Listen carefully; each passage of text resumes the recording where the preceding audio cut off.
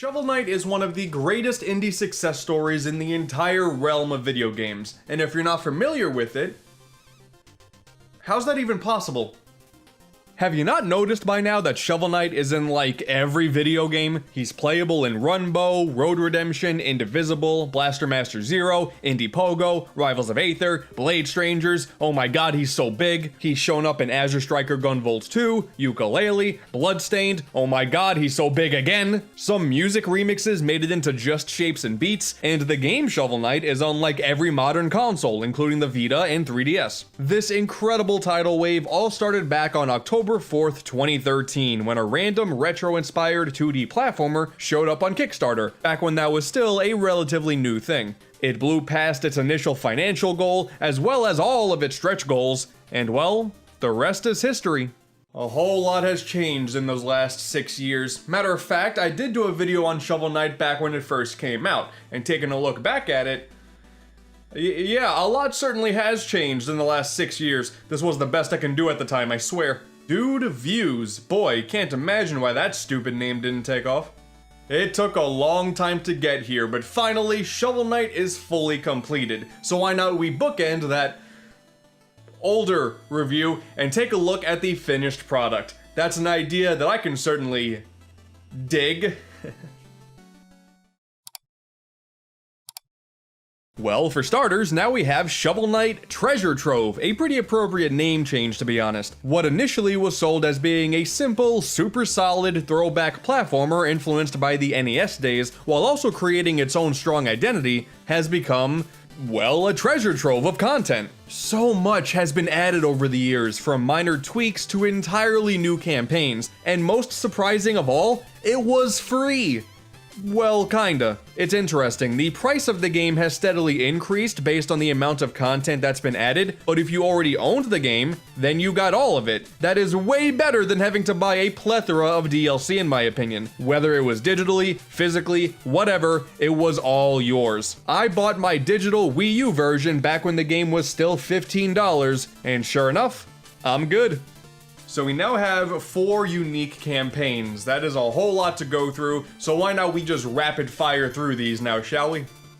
All these years later, the original campaign is still a blast. The story is pretty cliche, with a pseudo save the princess angle and 8 specifically themed bad guys standing in your way, Mega Man style, before taking out the big bad meanie, the Enchantress, but quite frankly, this all fits perfectly. If you're gonna go for the retro aesthetic, you may as well embrace it. Shovel Knight as a character is so enjoyable to play as, and the shovel itself is such a cool multi-purpose weapon. Digging not only digs in dirt mounds, but it attacks as well, and then you have the DuckTales styled pogo jump that is incredibly satisfying, especially in boss battles if you do a constant swap of bouncing and close combat. It's awesome. The level designs are also super clever, encouraging a mastery of platforming as well as exploration to find a bunch of collectibles. And a special nod to the soundtrack too, it is fantastic stuff. I mean, basically everything Jake Kaufman has ever composed is incredible, so that much was a given, but all these years later, this soundtrack is still a jam from start to finish.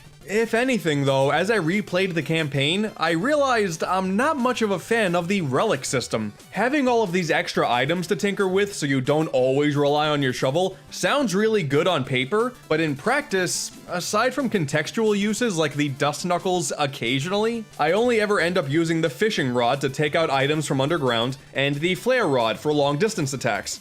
That's it. Whenever you're required to use them, like in the extra challenge mode, they're definitely a lot of fun to use, but in the core adventure, I'm probably in the minority on this, honestly. This idea is in all of the other campaigns as well, so clearly someone has to like them, but overall, a damn good retro-styled adventure. Now, if only we can go through the same exact quest, but with a slightly worse character.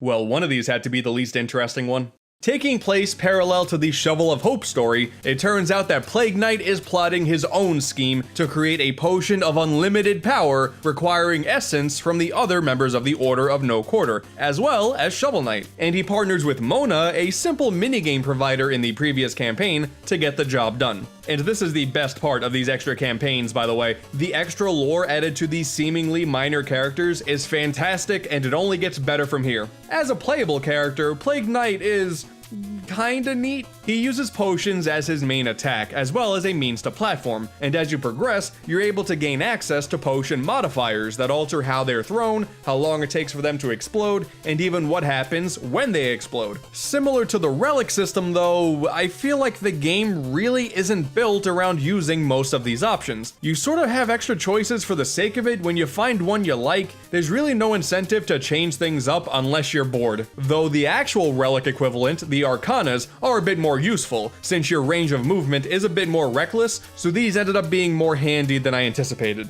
But the big problem here is the level design is damn near exactly the same as Shovel Knight's mode. There are some differences to take advantage of Plague Knight's extra platforming abilities, but for the most part, yeah, this is exactly the same. And maybe it's because I played these two campaigns back to back, but Plague of Shadows kinda felt like a chore, and at the very least, a not as good version of Shovel of Hope. Where this mode shines though are the more major changes. Like you can't go into the main town like Shovel Knight can. You're evil after all, they can't let that happen. That mask is definitely a bit scary, you don't want to scare the kiddies. So instead, you explore the underground potion area, definitely fitting the mood of what the character is based on. And after you go through the Explodatorium, the stage where Plague Knight is originally from, well, now you fight Shovel Knight. That's pretty cool. The story takes place at the same time. This makes perfect sense. The final boss is totally different too, so that was nice. It definitely ends on a good note. Plague of Shadows isn't bad, but compared to the others, it's pretty disappointing. Usually playing as a new character with not much different, a la Luigi in Super Mario Galaxy or Proto Man in Mega Man 9, never really interested me in the first place. Plague Knight and Mona as a couple though, absolutely adorable, credit where credit is due, like my favorite thing about this entire campaign, they should be together for the rest of their lives. Okay, and now we move on to the really good stuff. After being disappointed with Plague Knight's campaign, I really didn't know what to expect with Spectre Knight, and after playing it through multiple times, oh boy, this one is fantastic. Taking place before the events of Shovel of Hope, Spectre Knight is sent out to recruit the members for the Enchantress's Order of No Quarter.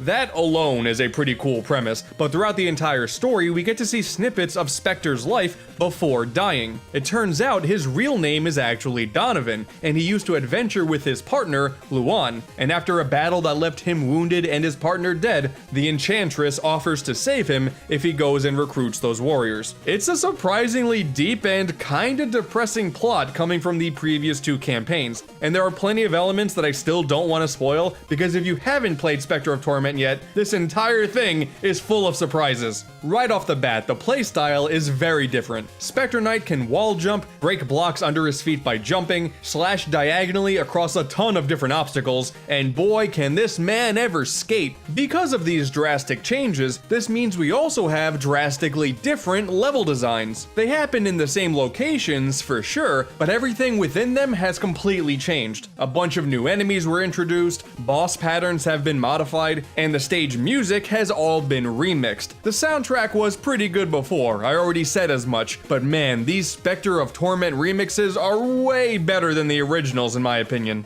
For example, the new theme for King Knight's stage is a lot cheerier since he hasn't been corrupted by joining the Order yet. Awesome touch. This campaign is a whole lot better if you have already played the previous ones, because every time you think you know what's gonna happen, they flipped the script on you, and it's a breath of fresh air from start to finish. It is so much fun. I can't recommend this enough. This alone sells the entirety of Shovel Knight in my opinion. The extra items, the relic equivalents, this time the curios, are still not too exciting for me, but regardless, by far the best campaign yet. Now if we can just get a full-blown Spectre Knight skateboard game, that'd be pretty awesome. Rounding things off here, we have King Knight's mode, King of Cards, which only took, like, forever to release. Yacht Club, holy moly, they made sure to polish the hell out of this before releasing it to the world. It took them years. While Spectre of Torment told a darker and more serious plot, King of Cards, yeah, this doesn't do that. Man, you can't even see his face, and you can tell King is the happiest he has ever been. The events of this story also take place prior to Shovel of Hope. King Knight looks to be the best at a card game called Joustus. And yeah, that's it. That's like really the entire plot. He just wants to be the best at a card game, and he travels across the land to beat others who say they are the best at the card game. That's it. That's amazing. And there's like this entire extra plot point where King Pridemore keeps hitting on your mom, and King Knight can't stand it. Oh man, that is hilarious. And there's also a cry button. It just be like that sometimes, you know?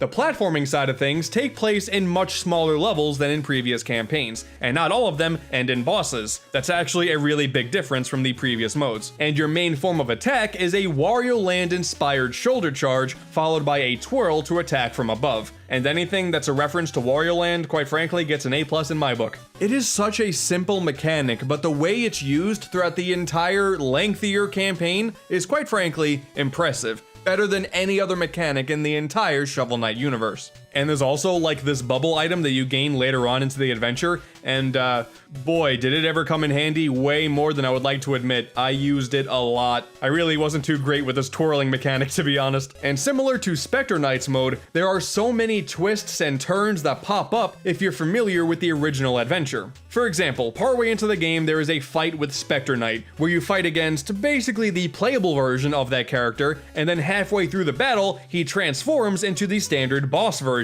It made for a really cool encounter. Stuff like this happens throughout the entire story, and it was really cool every single time. And of course we have Game 2, Joustus, a deceptively simple card game revolved around pushing tiles around a board to gain control of gems. There's a whole deck building system here where you're able to secure more cards by either buying them or beating opponents, and there's even a cheating system, which also came in handy a bunch, once again like the bubble mechanic, way more than I would like to admit. I really don't think I was that good at this game. Gimmicks are getting introduced the further you get into the adventure. Getting more powerful cards was constantly pretty exciting. It was a surprisingly engaging card game. And on the bright side, if you're not a fan, you can skip it. Of course, for completion purposes, and if you want to get some extra money, doing these card battles could be helpful, but it is certainly not required. It also makes a full playthrough substantially longer. Whether or not that's a good or bad thing is entirely up to you. I tend to prefer darker tones when it comes to my storytelling, and also that skating mechanic can't be beat, so overall, not as good as Spectre of Torment, but certainly takes the number 2 spot when we compare each of the campaigns.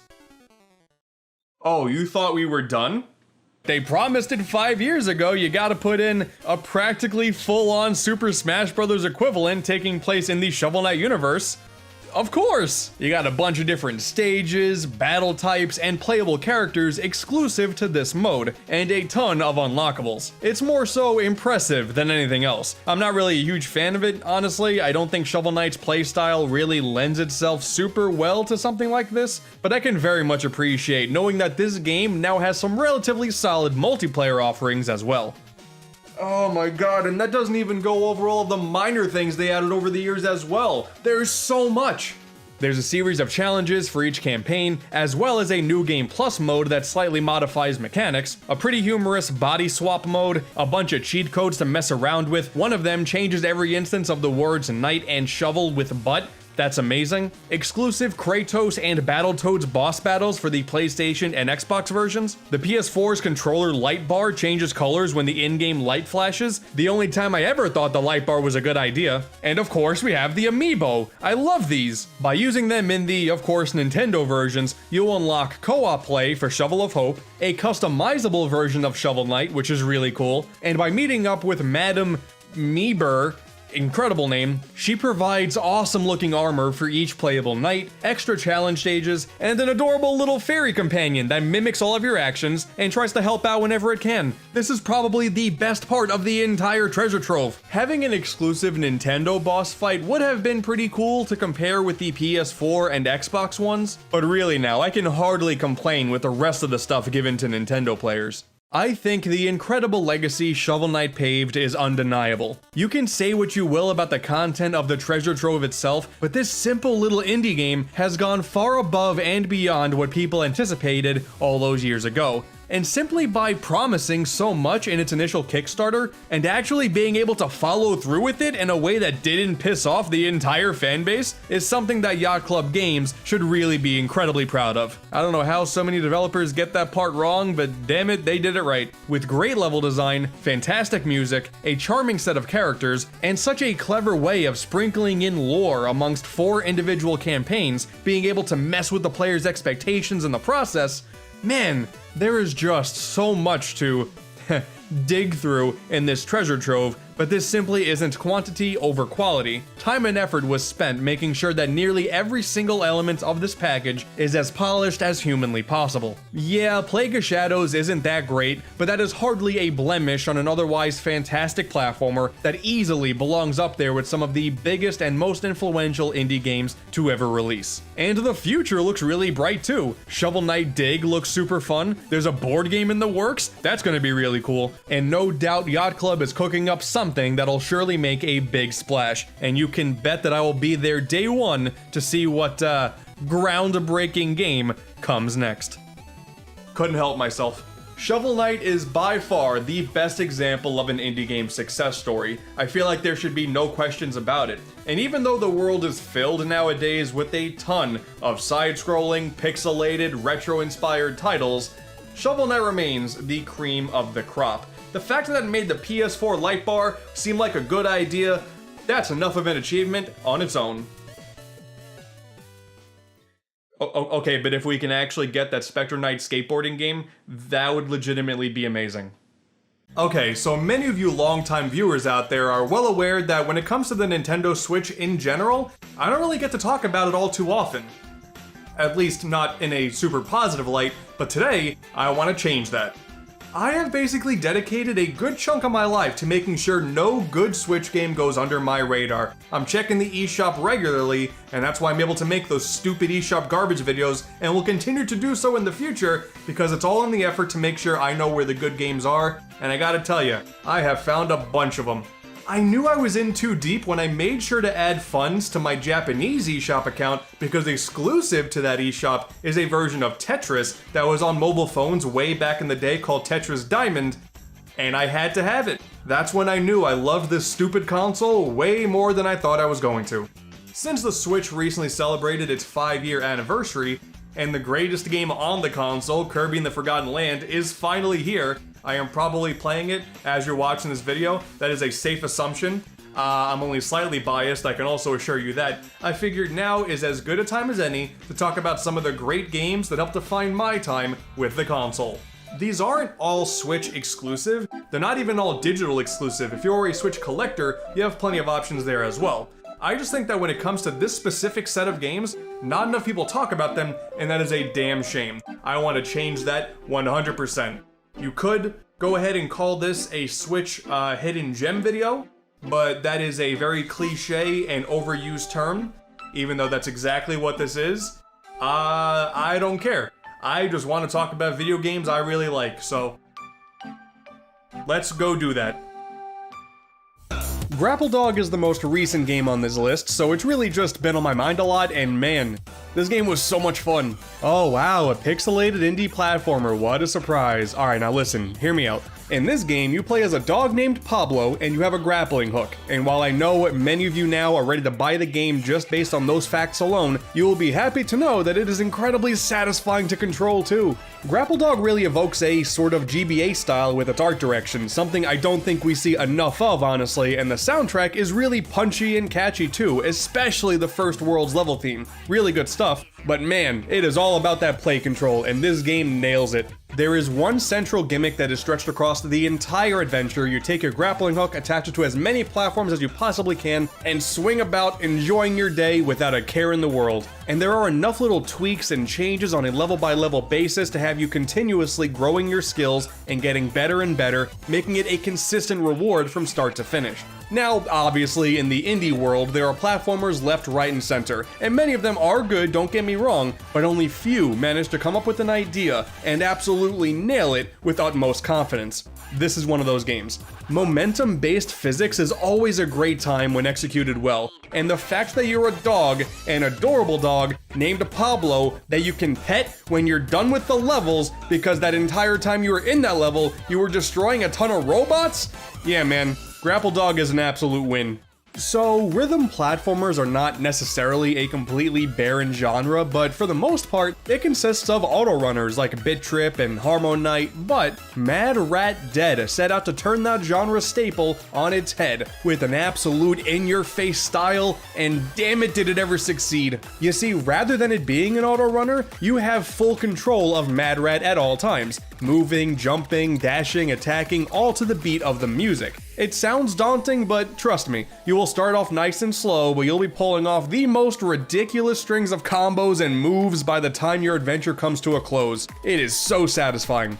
But let's say you're not rhythmically inclined, that's okay. The beat doesn't stop, but you can always sit back, gauge your surroundings, and tackle things at your own pace. You keep dying? Don't worry man, you just go back a couple of beats and you jump right back in. There's even a hard mode for all of the songs too, that puts action triggers in a lot more moments of the song, and it is really tough. So no matter how good your rhythm skills are, it doesn't matter what side of the rhythm spectrum you're on, you are covered here. In the story, you play as a dead rat that passed on after a science experiment. But thanks to the rat god and your now omnipotent heart, you go on a quest to relive your last 24 hours so you can die with no regrets. It's a story that takes Mad Rat across many different locations, puts you in front of a ton of creepy obstacles, and there's even some character development sprinkled in too. It's really nice stuff. I didn't expect as much character depth as I got with this story, and it's really surprising. It's really cool. And naturally, of course, you have an absolute bumpin' soundtrack to accompany you too.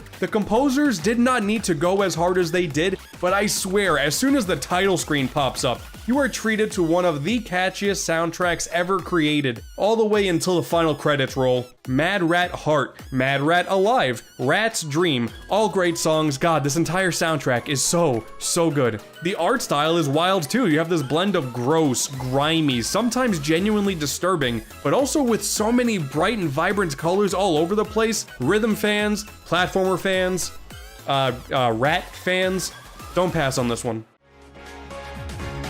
Murder by Numbers is essentially what you get when you combine the crime-solving visual novel drama of Ace Attorney and Picross. I've played the game and I still don't think it's real.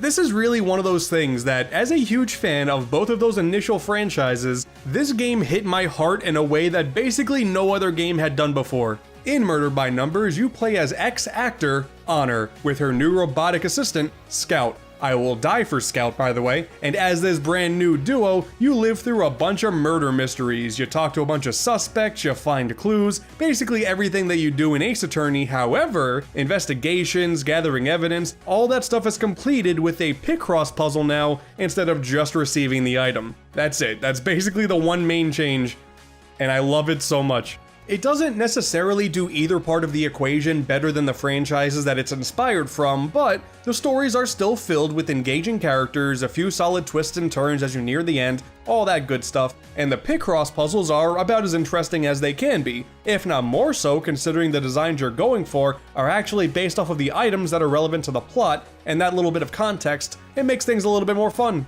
The game also brings in Masakazu Sugimori as the composer, who was responsible for the soundtracks of the first Phoenix Wright game, as well as Ghost Trick Phantom Detective, both of which are some of the best soundtracks of all time, so this is really just me being 100% biased here. I adore this game, everything about it. It's not perfect, but oh my god, it's so good. Give me Cooking Mama Picross next.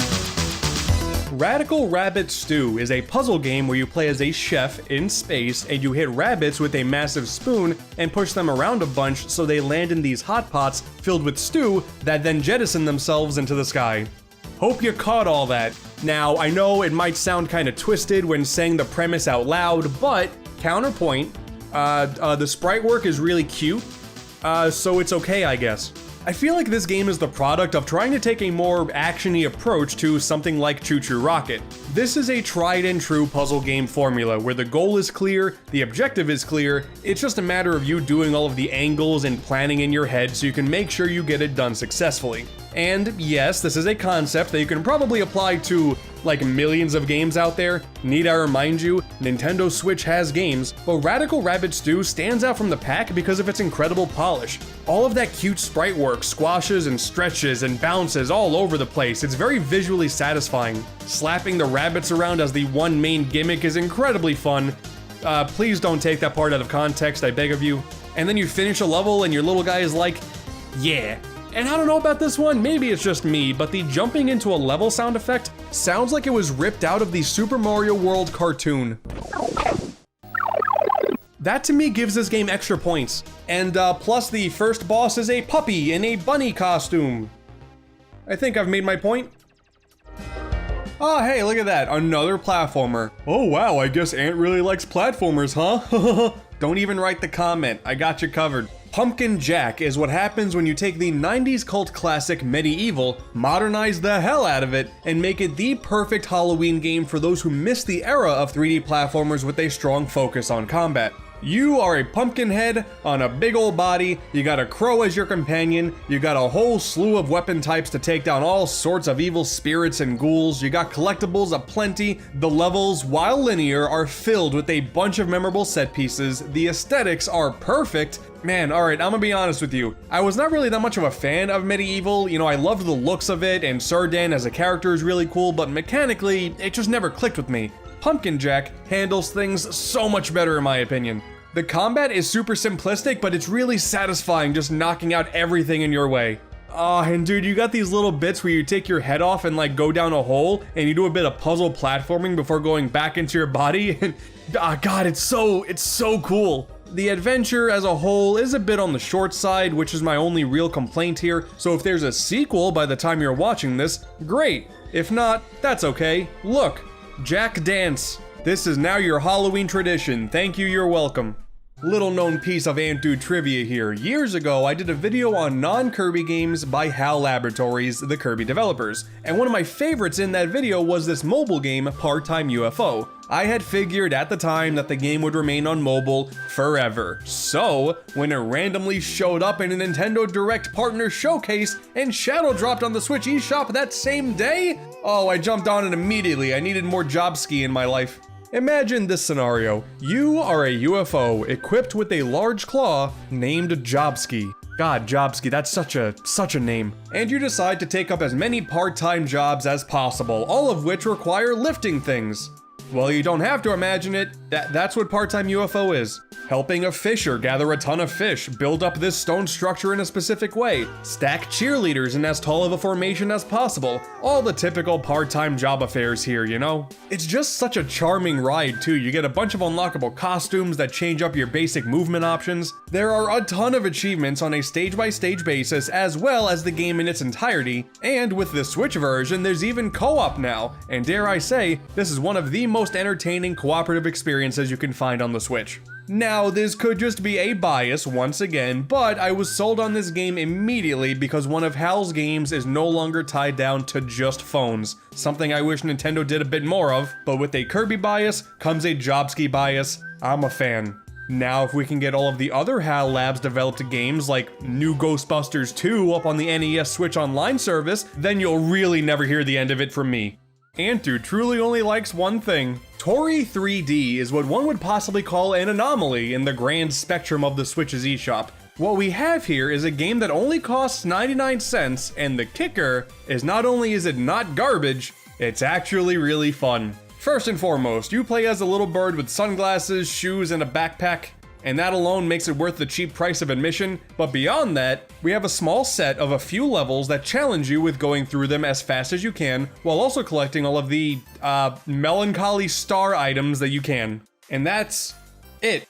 Actually, that's it. That's the whole game. It takes less than an hour to complete, you got no crazy movement mechanics to unlock, there's a couple of extra characters to play through the game with if you are so inclined, but it's fun, and that's all that counts. It goes some weird places too, man. I don't really want to show anything spoilery here, but there's a sinister side to all of this that kinda blew me away given, once again, this game was 99 cents. All of this applies to the sequel, Toree 2, as well. More of the same, absolutely, but you run through these levels so quick, they don't even have a chance to overstay their welcome. Listen, alright, in my time, I have played a lot of really bad Switch eShop games. So just on the basis of this being a $1 platformer that I think deserves a spot in your digital library, quite frankly, that's a miracle.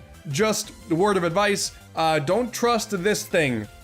Thank me later. Okay, in my opinion, I easily saved the best for last here. I don't really play RPGs too often nowadays, but as soon as I put 10 minutes into this one, I could tell that CrossCode was something special. In terms of its world design and general premise, this is something that I haven't really seen before. You play as Leia, a character dealing with amnesia within Crossworlds, an MMORPG that is fully populated by other players. Everything here is in the world of an MMO, and the story acknowledges it at every turn. You and your teammates in your clan go on raids. People have to disconnect at certain times because they have to wake up for school the next day. You have a rival that makes fun of you for how low your level is. There are plenty of typical RPG tropes here, of course. You got shops, equipment, skill trees, stuff like that, but the consistent world building of Crossworlds, the game within the game, and Leia, a character who is constantly developing thanks to her real-world assistant keeping her in the loop, and even making sure her limited vocabulary improves so she can communicate with her new friends, and the eventual reasoning for just why Leia has amnesia in the first place, it is just incredible from start to finish. And even going beyond that in the post-game story DLC, that was really awesome as well. I always said to myself that gameplay-wise, a game like Xenoblade is what you would get if you had a single-player MMO. The combat just sort of felt that way, you know, but this is the truest form of a single-player MMO that I have ever seen.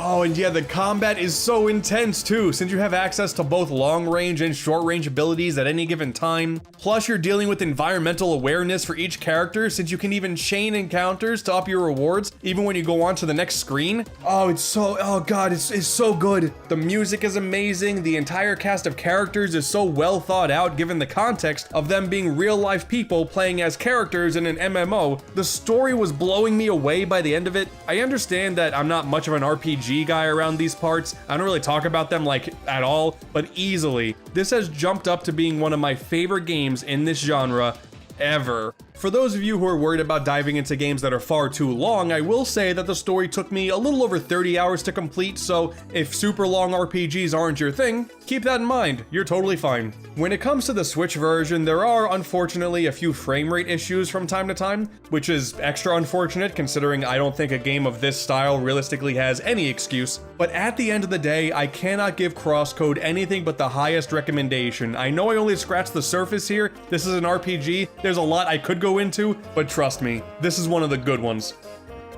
Add these games to your Switch's wishlist, or better yet, go on DekuDeals.com and manage your wishlist on there instead. It is much easier to do so on that website than it is on Nintendo's own eShop.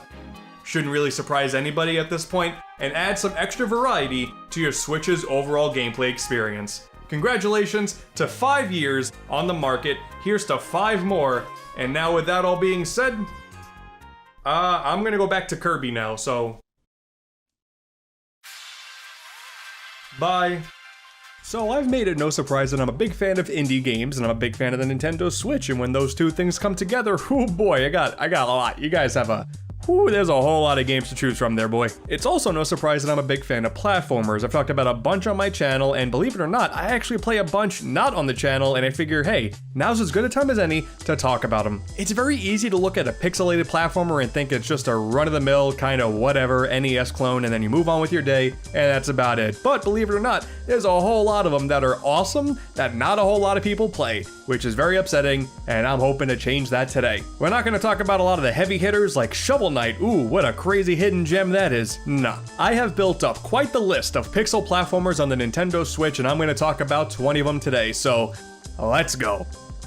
This is one of those instances where the name of a game caught me and I had to give it a shot immediately. Panic Porcupine. It's, you do play as a porcupine. He looks kind of like a hedgehog, but he's not quite the hedgehog you would come to expect. So like the game starts off with the land in danger, and a hedgehog was supposed to show up, but he had a movie deal at the time, so we're gonna deal with this guy instead, and look at him, he's terrified. So while it may sound like this would be like a Sonic the Hedgehog clone, that's not really the case. Panic Porcupine is more like this weird combination of Sonic the Hedgehog with Super Meat Boy, in that you're gonna die a lot and you can quick restart and give it another go. The levels are longer though, and there's a lot of momentum based stuff like Sonic. You have to go around and collect a bunch of eggs, collect a bunch of little woodling creatures, and just hope that you do okay. Just hope you don't die too many times and get too frustrated, because listen, because it's like Meat Boy, it's gonna happen a lot. The music is upbeat and catchy, the mechanics are actually pretty solid. Again, not much like Sonic the Hedgehog, but just enough momentum-based gameplay so you can get a good feel for what's going on. And yeah, it's just a really solid time, a really well-built platformer from start to finish with a lot of challenge. Like, it starts off really simplistic, but the further in you go, oh my god, I was pulling my hair out with some of the final challenges. This game gets ruthless, and that is exactly what I wanted. It's a funny premise that could have easily failed, but it didn't. It sticks the landing. It was really, really fun. Highly recommend it. Panic Porcupine. As it turns out, Panic Porcupine is not the developer's first game. Here we have Polyroll. Aesthetically, it is kind of similar to Panic Porcupine, but structurally, it's not. It's a lot slower, it's a lot more proper platforming based. You're gonna die, but not as much. It's not that Super Meat Boy-like. It's just more of a solid platformer where you play as a little roly-poly, trying to find your roly-poly friends. This is just fun. And I love the color palettes too. Everything in this game just pops. It's just a very pleasant game to play through. Having a game that was similar to Panic Porcupine, but I wasn't gonna hate my life, was something that was really reassuring. There's not a whole lot of frills to this one. What you see is what you get, but you know, in a lot of instances, that's totally fine. Polyroll was really fun, and I'm excited to see more of what this developer makes in the future. This is another one that came as a really pleasant surprise. Planet Cube Edge. I thought for the longest time this was like some kind of shovelware, but then I actually sat down and watched the gameplay footage and I'm like, oh, this looks really fun. And then I went ahead and I got the game as a review code, and yeah, sure enough, it is really fun. It's a fairly standard run and jump and shoot type of game, but you play as a box and everything is kind of green, almost Game Boy-ish. Of course, they're going for that aesthetic, and it works. I think the thing that really stands out for this game is it just plays really well. Jumping around and shooting, it all feels great. It's a very linear affair where you're going from screen to screen, dodging a whole bunch of challenges. You got things shooting at you, you got spikes you got to avoid, you got like a bunch of enemies. You know, it's stuff that you would expect. And thankfully, it does that thing where if you die, you go right back to where you just were. You don't gotta replay a ton of gameplay. That's perfect. The challenge of this game really kept me coming back for more. It was a nice, pleasant challenge that I never felt like I was dealing with too many, you know, beginner's traps and just things that were way too difficult to take down. It just felt great. If you're looking for another game that's kind of like Meat Boy, but this time mixed with Mega Man, then I think Planet Cube Edge is for you. Oh man, Electhead. Now this is one of those games that has one core idea, is stretched out throughout the entire adventure with a fantastic aesthetic that really leaves an impression on you because man, this game is fantastic. As this cute little guy, you have the ability to toss your head, and your head can conduct electricity. When it's on you, your whole body has electricity. When you toss it, only the head. And that idea is enough to carry an entire game where whenever you're on something or you throw your head onto something, it will activate platforms and walls and just a ton of different things. There are a bunch of different challenges in this roughly 45-minute to hour-long adventure that all come down to timing when you have to jump and throw your head. It's all just so gratifying to figure out. There were a few really hidden secrets that were satisfying to find. The ending is really interesting and ambiguous. I really love this game, and we need more head-based platformers. That's all I'm saying. Dynamite Heady, Decap Attack, we need more. We need more. Salary Man Shi. Now this is an instance of something that is very clearly, like very clearly trying to be based off of something else, this time Super Mario World, and that is totally okay, because instead of playing as a, you know, chubby Italian plumber, you are a, I'm assuming tired, briefcase-wielding Japanese businessman, and your goal is you have to catch the bus to go to work. I love that it's just another really boring profession, and thankfully, you just gotta platform your way to the end, and it's 16-bit goodness, and the briefcase, it just kind of acts like Cappy from Mario Odyssey. This is a combination that it's so surreal, and I love that it's not super exciting, but they managed to embrace that, and we just have a really fun 16-bit platformer. Look at these little bird guys. They just look like Goombas.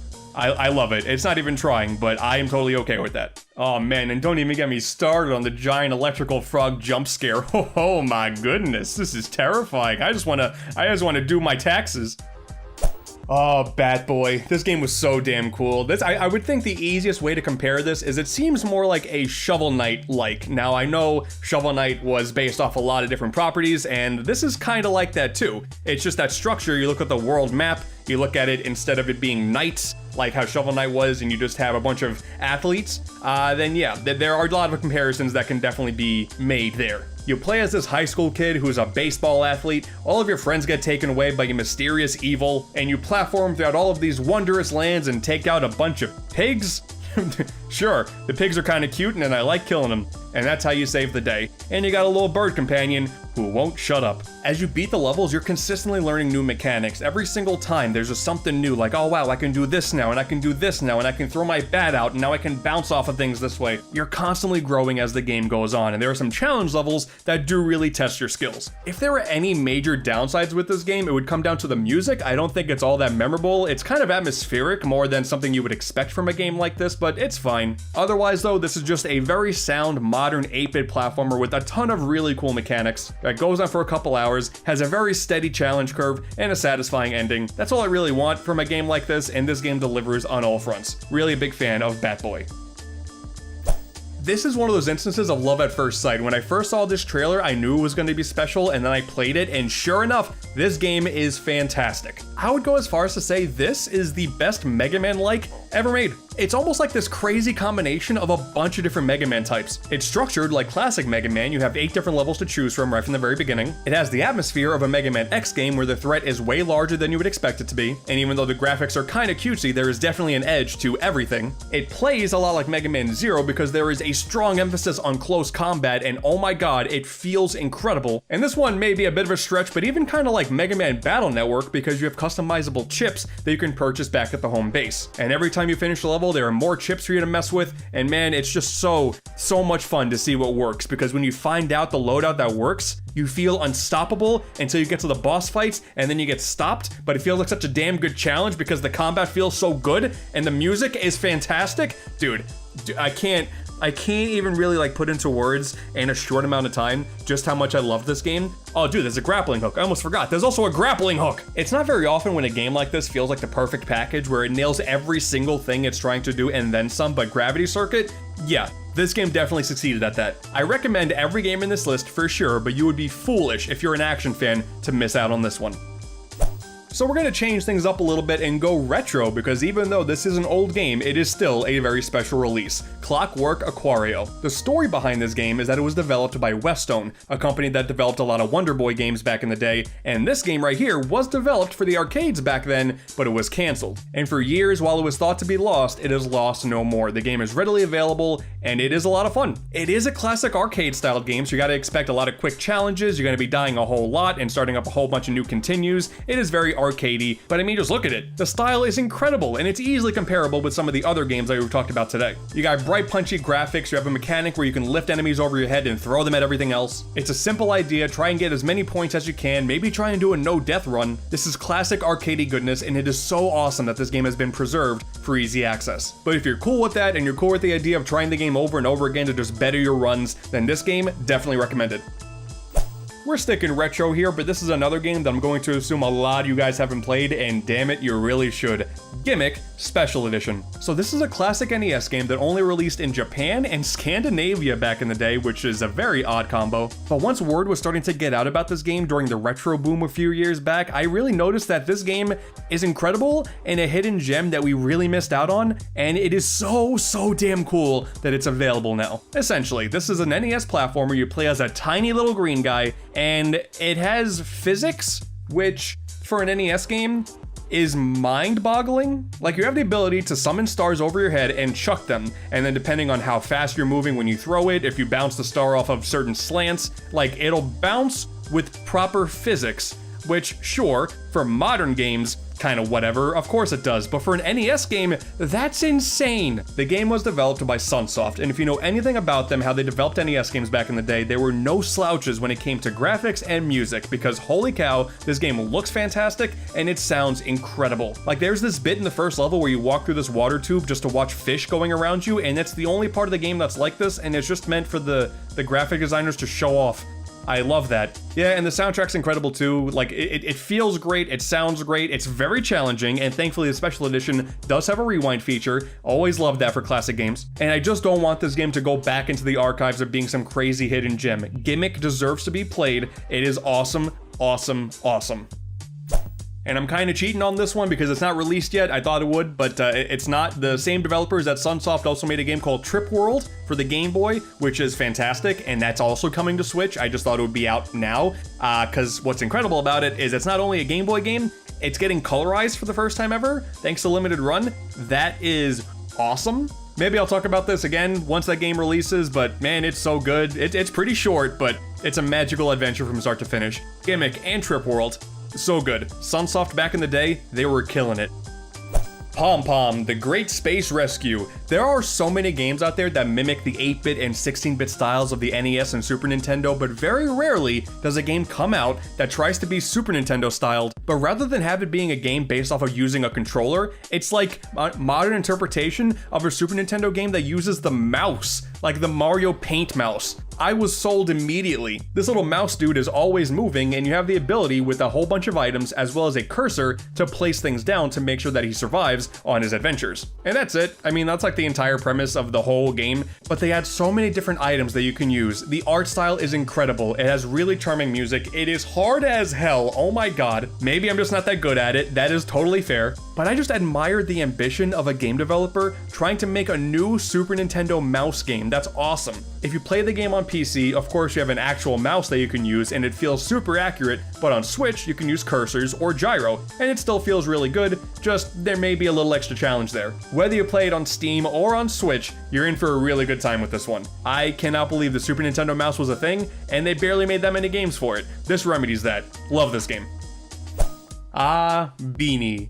Who couldn't love a name like Beanie for a big old ball of bee? So this is a cute little game by the developers of the Toree games, which are pretty infamous in the eShop for being these really fun, cheap 3D platformers. It was a really big surprise to see a developer who did a really good job with classic low poly style 3D platforming make a game that's based off of a 16-bit platform right now. Like, very clearly it's trying to be Donkey Kong Country with its aesthetics, and clearly that's not a bad thing because this game is really nice looking. This is another one of those really bite-sized adventures, like honestly, less than a half hour. But what's really admirable about this is that it's purely a vertical platformer. You don't see those very often. Everyone goes crazy over the horizontal axis, and hey, you know what? Fine enough. The horizontal axis is the better of the two. I'll respect it. But the horizontal axis, it has a nice personality.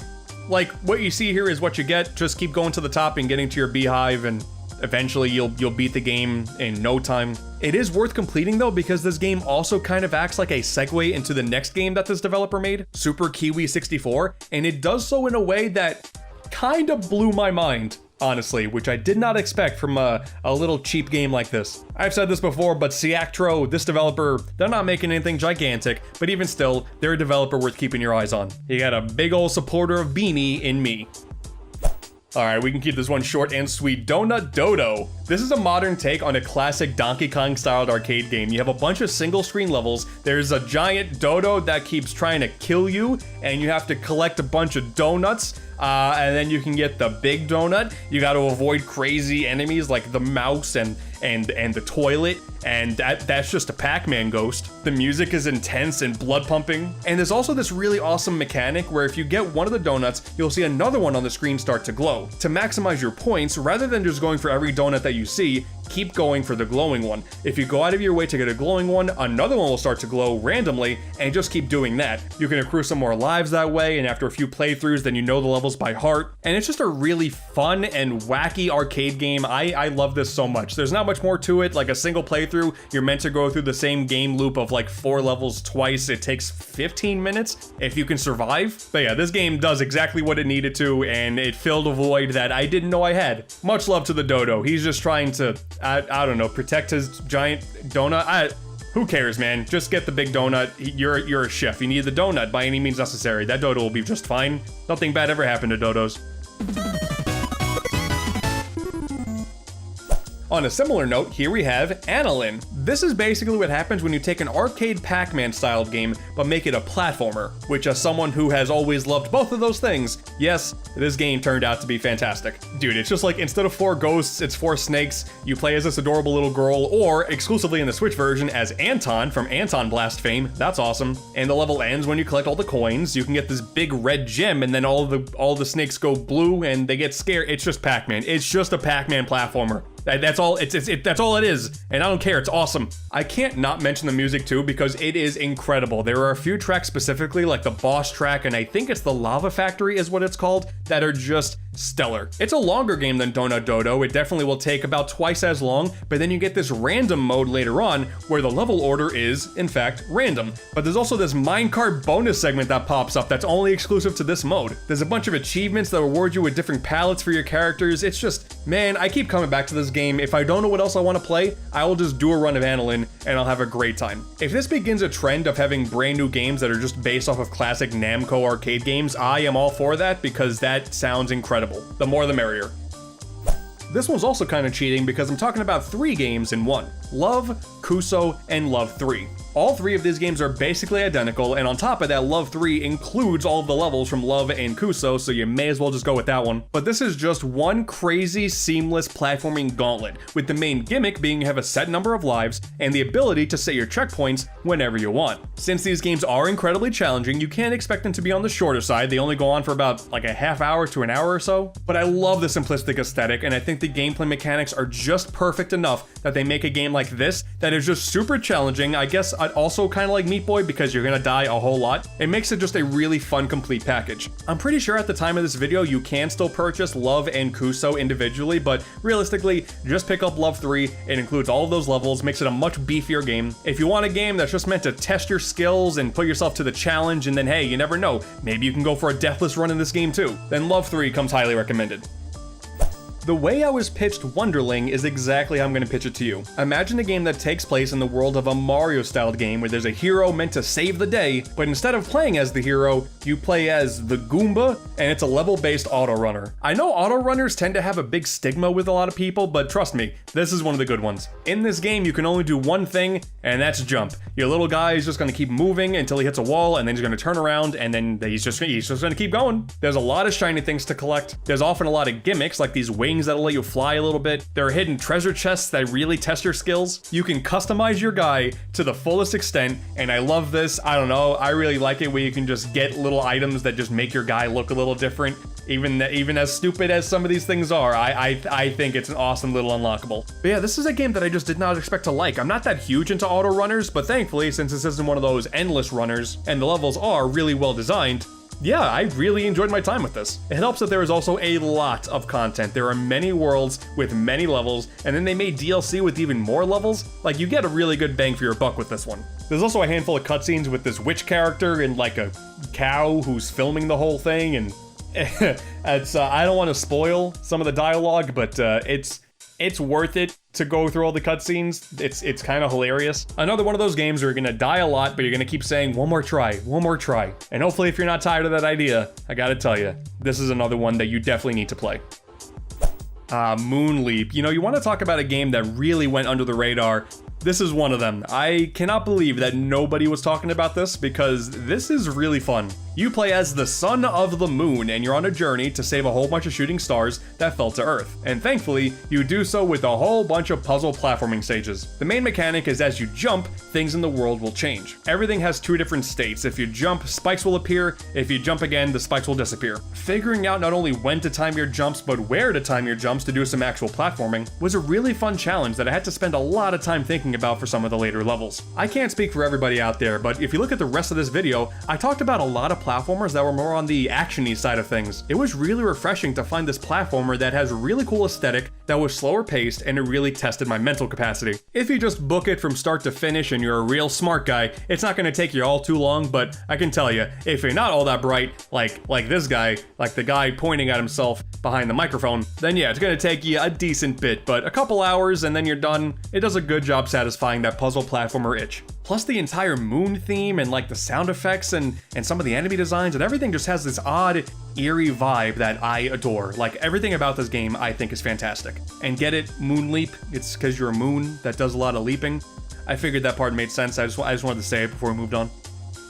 One of the things I discovered in all of my researching for the Nintendo Switch eShop is there's this series of games called the Pixel Game Maker series that's exclusive, console-wise at least, to the Nintendo Switch. And there's like a bunch of them, and I can't speak for all of them because there's a lot to go for, but this one here really stuck out to me. Oma 2 Ari Adventure. It's quite the title, but essentially it's just a very basic Mario 1 styled platformer, with the speedrunner layout, I'm surprised I haven't seen more games just straight up copy the speedrunner layout, because it actually fits really well for this style of game. I mean, listen, you're not getting anything crazy with this one. It is very much a Mario 1 styled game, but you have a double jump. You have a mushroom-like ability that turns you into a giant raccoon.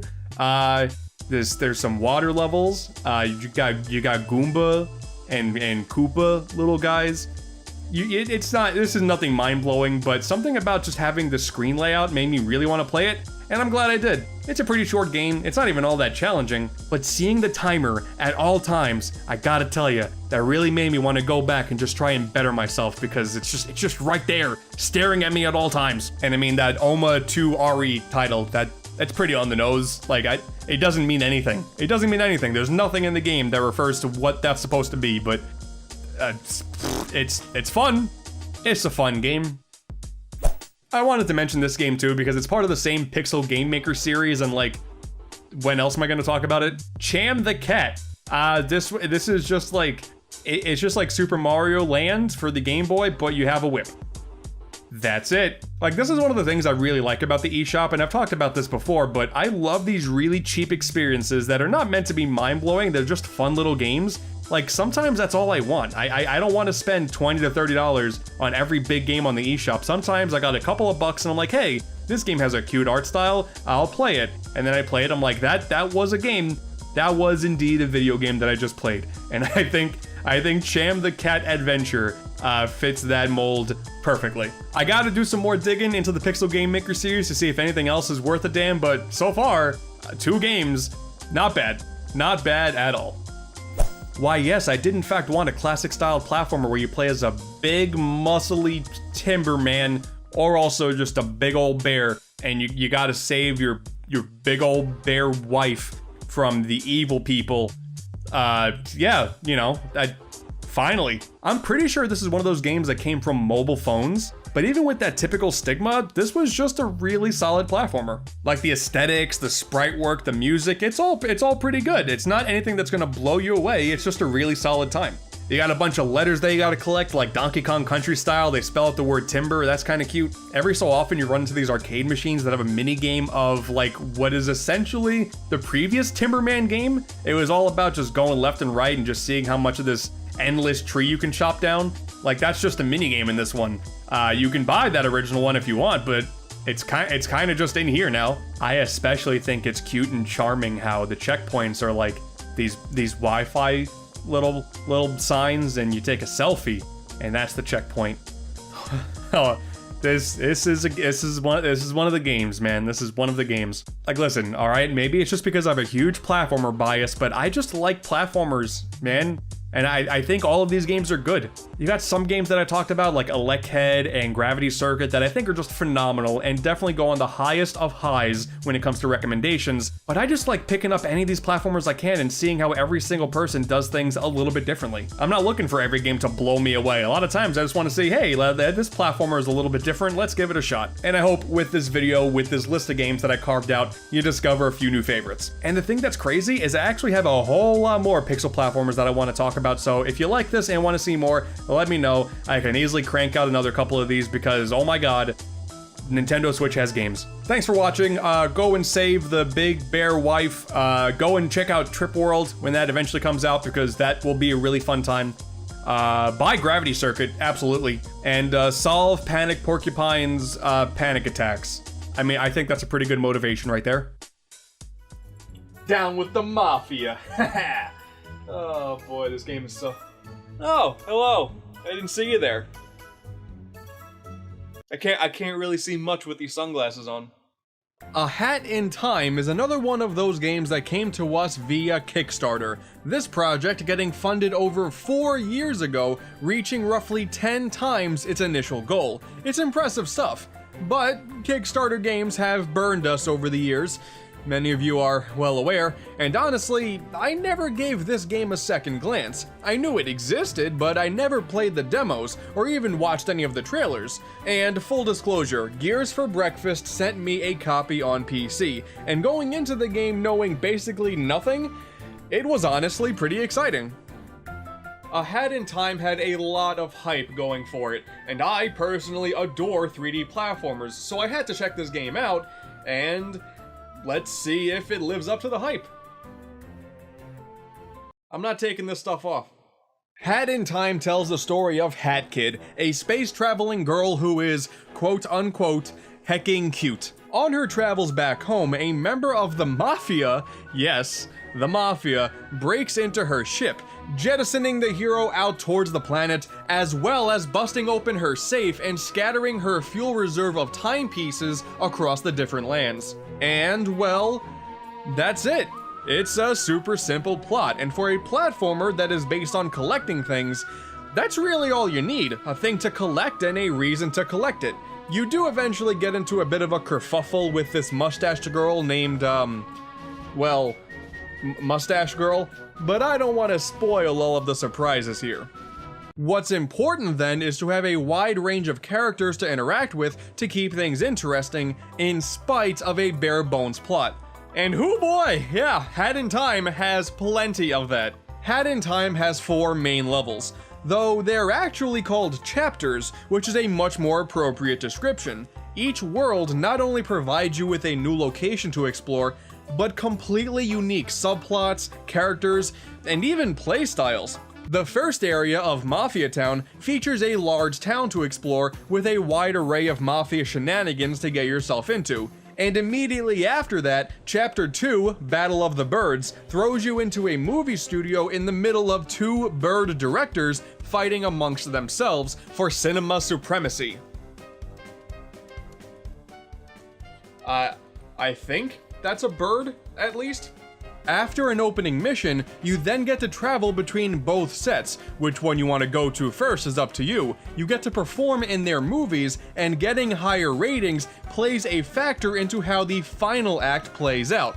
And then, before you know it, you're in a dark and creepy forest. Emphasis on the creepy. Fulfilling contractual obligations from the boogeyman. Appreciate the callbacks to Thousand Year Door, by the way.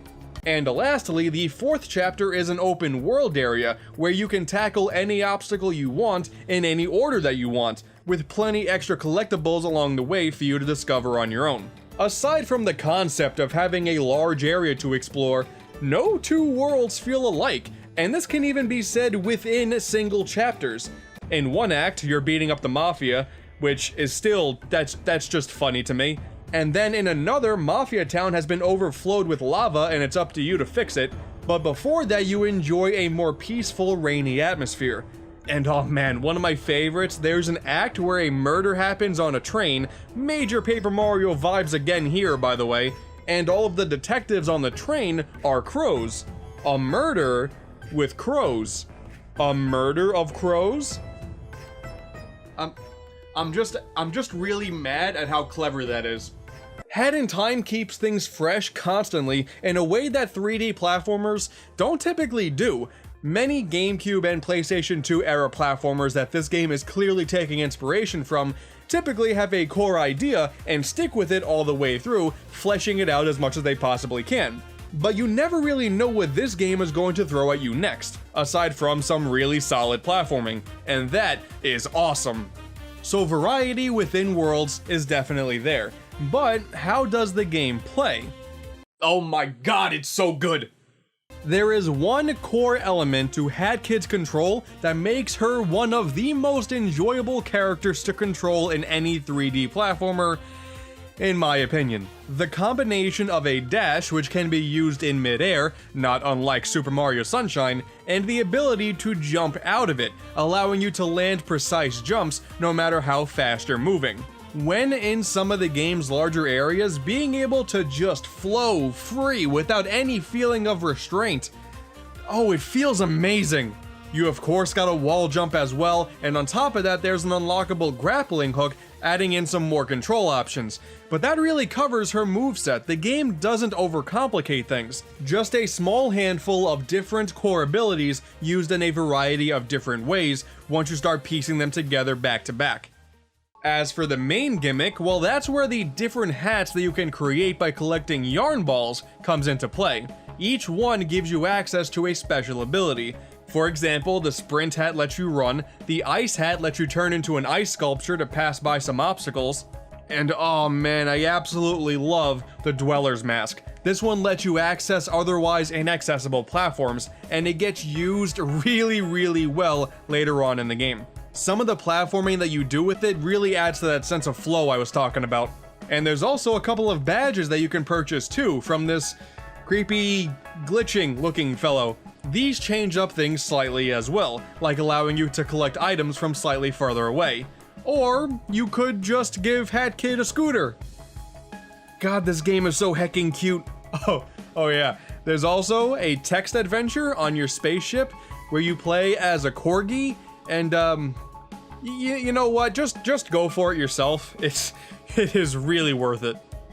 The controls really shine when it comes to the time rifts, these special areas that pop up within levels over time. And these are very clearly Mario Sunshine inspired as well, but having pure platforming sections on top of the main exploration levels gives the game even more variety in terms of playstyles without pulling out some weird nonsensical gimmicks. And man, even the boss fights are really good too. I really don't even want to show off many of them because they are worth experiencing on your own. The main boss for Subcon Forest, it's so good, and the music that accompanies it is amazing. Honestly, it may seem like I'm just raving for the sake of it, ignoring any potential negatives that I have, but really, nothing comes to mind. Exploration is constantly rewarding, the game strikes a great balance of challenge and exploration, the characters and the scenarios are instantly memorable, the soundtrack is really damn good, most of the game is voice acted, and that is really well done too, and did I say, the game is hecking cute? Sure, sometimes the camera can be kind of annoying, but it is so rare of an occurrence that it's barely worth mentioning. That about covers the negatives. Aesthetically, Hat in Time is fantastic. Every single act has unique artwork preceding the gameplay, and each piece is great. Check out how cool she looks with these dual sunglasses on. You can unlock color swaps and new designs for your hats to give you just a little bit of customization, and the cherry on top of everything I've mentioned thus far, not only will there be more chapters coming with downloadable content, but Gears for Breakfast is embracing mod support on PC. From open worlds to challenge levels, people are going to be able to upload their own creations. And considering how many people already speedrun this game, the content that we're gonna get from the fans is going to be awesome. Man, it really came out of nowhere for me, but Hat in Time is so damn good. And right about now I can already hear the question you're readying to ask, do I think the game is better than Yooka-Laylee? I get it, there were two major 3D platformers that released in 2017, courtesy of Kickstarter, and the one with the chameleon and bat wasn't really as good as some people hoped.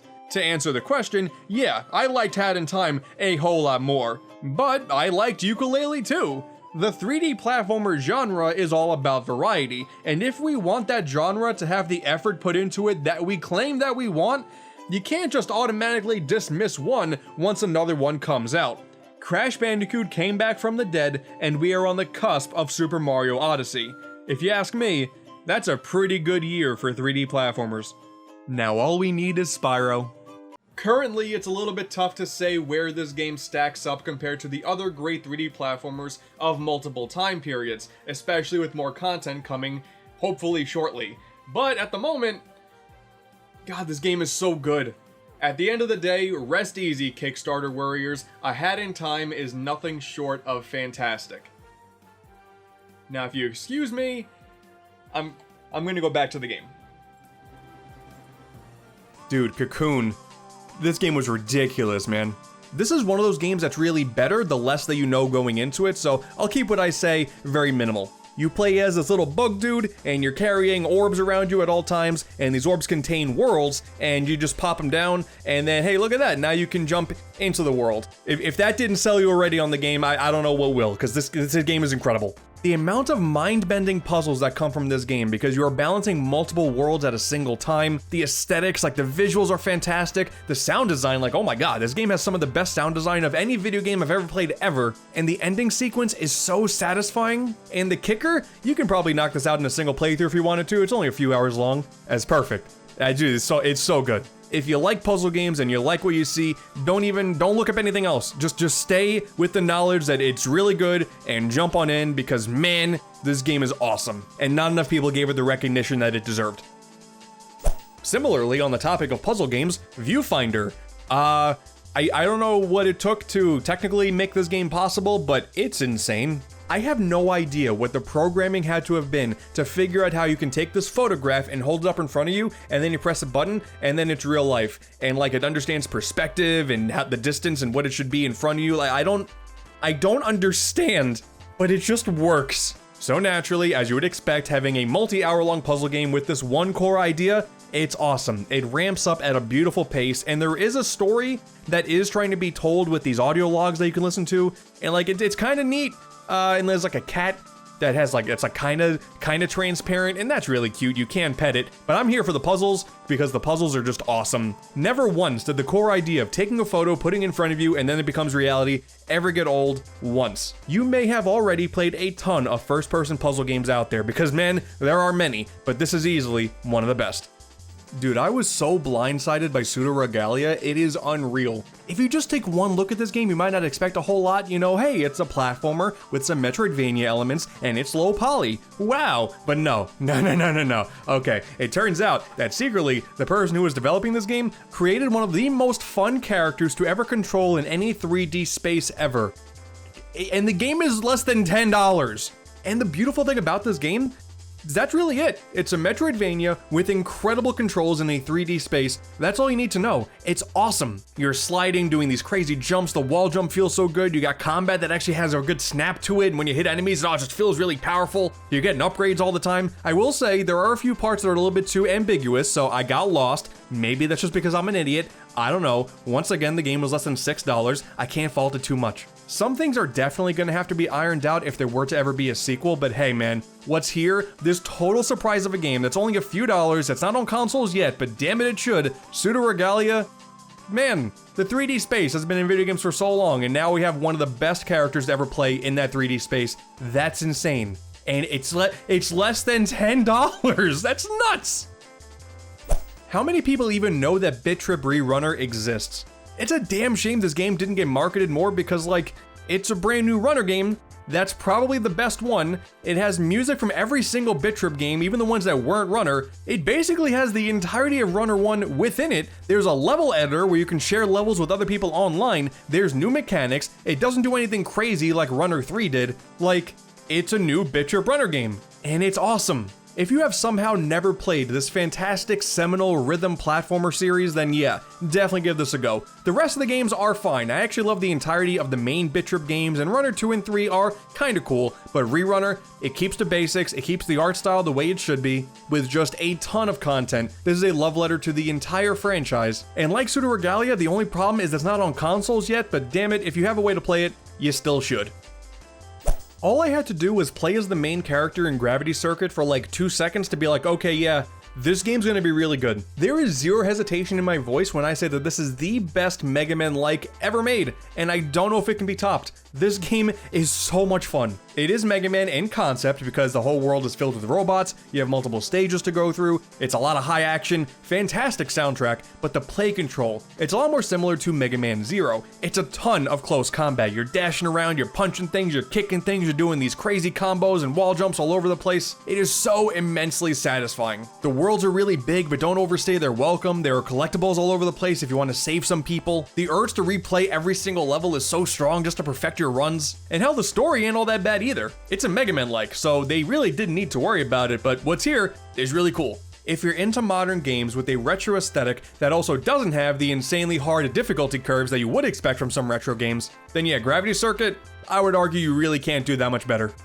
But now, here's a rhythm game that just that touches me in the soul, okay? Rhythm Doctor. This isn't a new game. This game has been around for quite a long time, like even before the early access on Steam. This has been a browser game, like for God knows how long. But in 2023, there was a brand new DLC chapter, and I just want to take this chance to plug the entire game because it's amazing. It is a single button rhythm game. Like every single mechanic of this game is done with a single button, either tapping it multiple times, holding it, very Rhythm Heaven-esque, but where the beauty and that simplicity comes from is the aesthetics surrounding the song. The world of this game takes place in a hospital and the surrounding areas, and by putting themselves in that world, they were able to do so much when it comes to storytelling. It's no exaggeration when I say that some of the levels in this game do some things that I have never seen before in like any video game ever that are going to be sticking with me for the rest of my life. And the people who have played this game know exactly what I'm talking about. And it's worth talking about here because the brand new Act 5 is arguably the best act in the entire game. They went so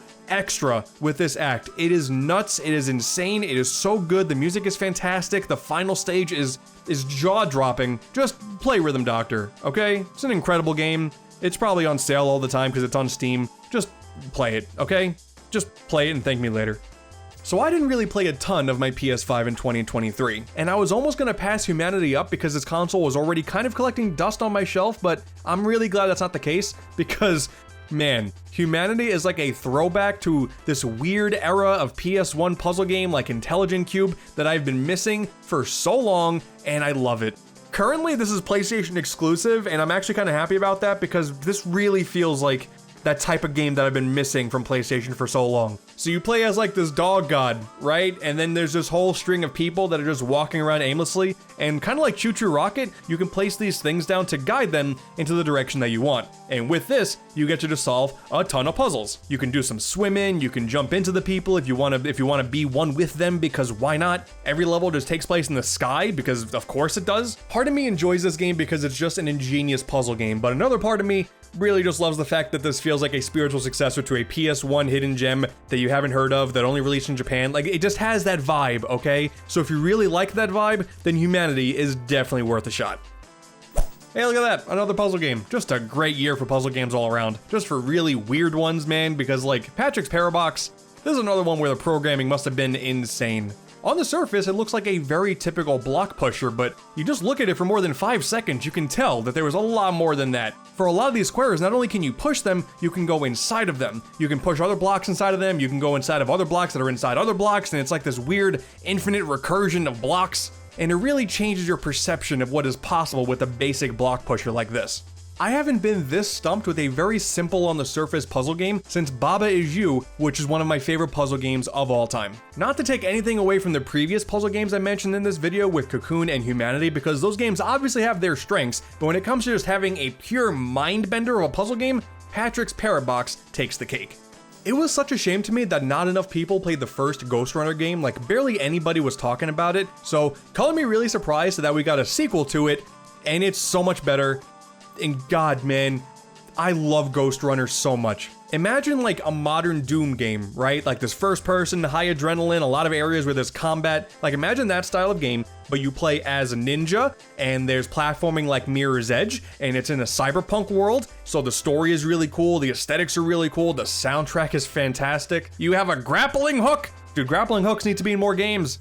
And if you just want a game that feels good to play and every single slash of your blade is satisfying, then yeah man, Ghostrunner has your back. In terms of being a sequel, it is kind of just more or less the same. There are some tweaks to like how you activate some certain specials and whatnot and equipables, like that stuff is different, but for the most part, it is more of the same with some new mechanics like grinding. Sure, I'm okay with that. But quite frankly, after playing the first game, that's all I wanted anyway. Also interesting coming from me, someone who typically prefers playing games on consoles with controllers, this is a game that I need to play with a mouse and keyboard. I don't think I've ever played a single game that I needed a mouse and keyboard to really get the full enjoyment out of, but this game was the one for me. I was even fine playing Doom with a controller, but man, jumping around here and slashing the sword and slowing down time and needing to get all my shots precise, oh man, I love Ghostrunner so much. I'm really glad I waited this long to do my Hidden Gems video because otherwise I would have missed out on talking about Undertale Yellow.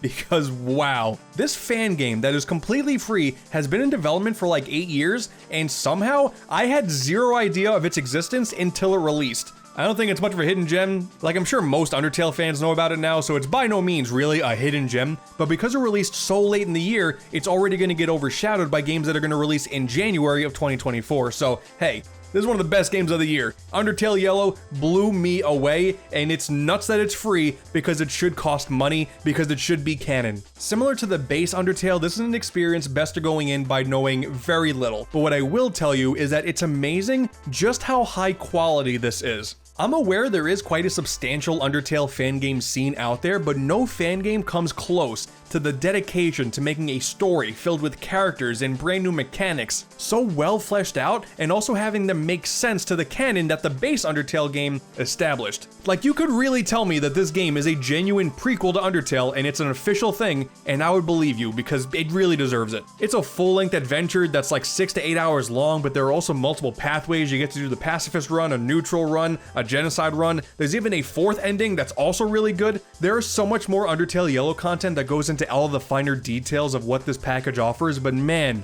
it really should be celebrated how good this is. This goes down easily as one of the best fan games for any franchise ever, and it is easy to see why this took 8 years to develop. And considering it's clearly going to take quite a while for Deltarune to be fully completed, I'm going to take as much content as I possibly can. Undertale Yellow, absolute gem. Dordogne looks very charming. There's that Switch Goemon game that I don't even know how you say it in English because it was Japanese exclusive, and that's very annoying, but hey, the game looks really good. Savant Ascent looks badass. The same can be said for Gunbrella. You have a gun that's also an umbrella, that's amazing. Dredge is a game that I've heard so many things about, and I'm excited to one day see why there's so much excitement. Sanabi is one of those indie games that some people said is good, so it's on my wish list. Sure. Orbo's Odyssey? All I know is that the movement looks absolutely insane. I bought it, can't wait to play it. Cassette Beast is supposed to be this really quality Pokemon-like, excited for that. Tiny Sticker Tail looked really charming. Born of Bread looks like a really high quality Paper Mario-like. Cobalt Core looks like this really cute and engaging ship management game. Chance of Sonar, I really know nothing about. Apparently people say it's like a language deduction game about figuring out what this new language is all about. Like, sure, okay. Looks cool, I'll give it a shot. The Many Pieces of Mr. Koo. All I know about this is the art style is incredible. I want to play for that alone. Lunar Lux is this really high quality, almost with like a Game Boy Advance aesthetic RPG in space. I love that. And lastly, Bomb Rush Cyberpunk. I don't really think it's a hidden gem, but I do know that I can tell that not enough people are talking about it because the people who have played it are saying incredible things, and it's just not as loud as I feel like it should be, so I'm gonna put in my 2 cents and eventually figure out if it was worth it or not. When I first purchased my Xbox One, there was one game that constantly stuck out to me: Super Lucky's Tale. 3D platformers are like my favorite genre ever. I will never not be drawn to them. Doesn't matter what platform they're on, I'll play it. And Lucky's Tale as a series had me interested since conception. It actually started off as a VR experience back when that technology was just starting to make its rounds, but as other games would release that further pushed the idea of a virtual reality platformer, the focus on Lucky was to instead go bigger and grander. Super Lucky's Tale released as an Xbox One exclusive in 2017, and now we have the latest in the new Super series on the Switch, new Super Lucky's Tale. In a world where nearly every game under the sun is eventually making its way over to the Switch, you may think that, on the surface, this isn't that big of a deal. However, there's one little caveat that totally changes things. That little word up at the top of the logo, new. This is more than a simple port. If anything, this is one of the most interesting cases of a console jump that I've seen in quite a while. Assuming this is your first time seeing what Lucky is all about, what we have here is a fairly standard 3D platforming adventure. You go from level to level collecting a whole buttload of trinkets and get your hands on a bunch of special pages as your main collectible. And all of this is done to stop the evil cat Jinx and his children, the kitty litter, oh god what a name, from stealing the special Book of Ages and using it for his own nefarious means. These are all very much tried and true formulas, so rather Rather than trying to reinvent the wheel, this game is all about providing a super polished experience. Like, one of my favorite things a platformer can do is to have you do something different on a consistent basis. You got full 3D levels, side scrollers, auto runners, ball rolling challenges, totem pushing puzzles, which I just call ice block puzzles. To be honest, they show up in so many games and I'm always a big fan whenever they do. It's something that's done so well here since the level aesthetics and the playstyles never get the chance to feel tired. You're also able to choose which levels you want to tackle in any order you want by exploring these overworlds. There's only like one time when you're blocked from progression, but that's near the end of the game. It ends up making a lot more sense at that point why they do that. And the clover limit to get to the boss is usually so low, you can outright skip some levels if you want to. I'm not the type of guy to do that, but it's nice to have that level of freedom. And it of course also helps that Lucky as a character is just so fun to play as. He's armed with a standard double jump and a short range attack, but he also has a dive move, which lets him dig underground at the push of a button. And on top of that, it's also possible to chain digs, providing such a satisfying sense of flow. Honestly, I did this whenever I could. It never stopped being super fun hopping in and out of the ground as gracefully as a dolphin in water. So good. And whenever there is no soft ground to dig through, Lucky does a bit of a slide instead, which is also pretty satisfying. It's a really simple moveset that gets used to the fullest, and as someone who thinks that play control is a top priority in my 3D platformers, Lucky feels just as good to play as some of the best out there. Now, I do think it's important to highlight just what is different between our two versions of Super Lucky's Tale. There is that original VR game, simply titled Lucky's Tale, but that is still its own beast. Aside from the use of Lucky as a character, it doesn't really seem like there's a ton that's been carried over. Once you throw the word super into the mix, well, the plot is slightly different between both versions, though the core focus remains the same. Stopping Jinx and his kitty litter, god that name still gets me, and making sure the Book of Ages is safe. At first glance of the gameplay, things may not seem to be all that different, but I can happily report that new Super Lucky's Tale simply plays way better than the original. For starters, there is now a freely controllable camera, as opposed to being incredibly limited. Having levels built around a locked camera is fine, but nothing rivals that sense of scope of being able to see this massive world that you're spending so much time in. And let's not get too twisted here, there are still plenty of level design segments that are ripped right from the original, but when looking at the larger picture, levels feel laid out a lot more naturally in the newer one. Segments to me that kinda felt out of place and random in the original felt like they totally belonged in the new one.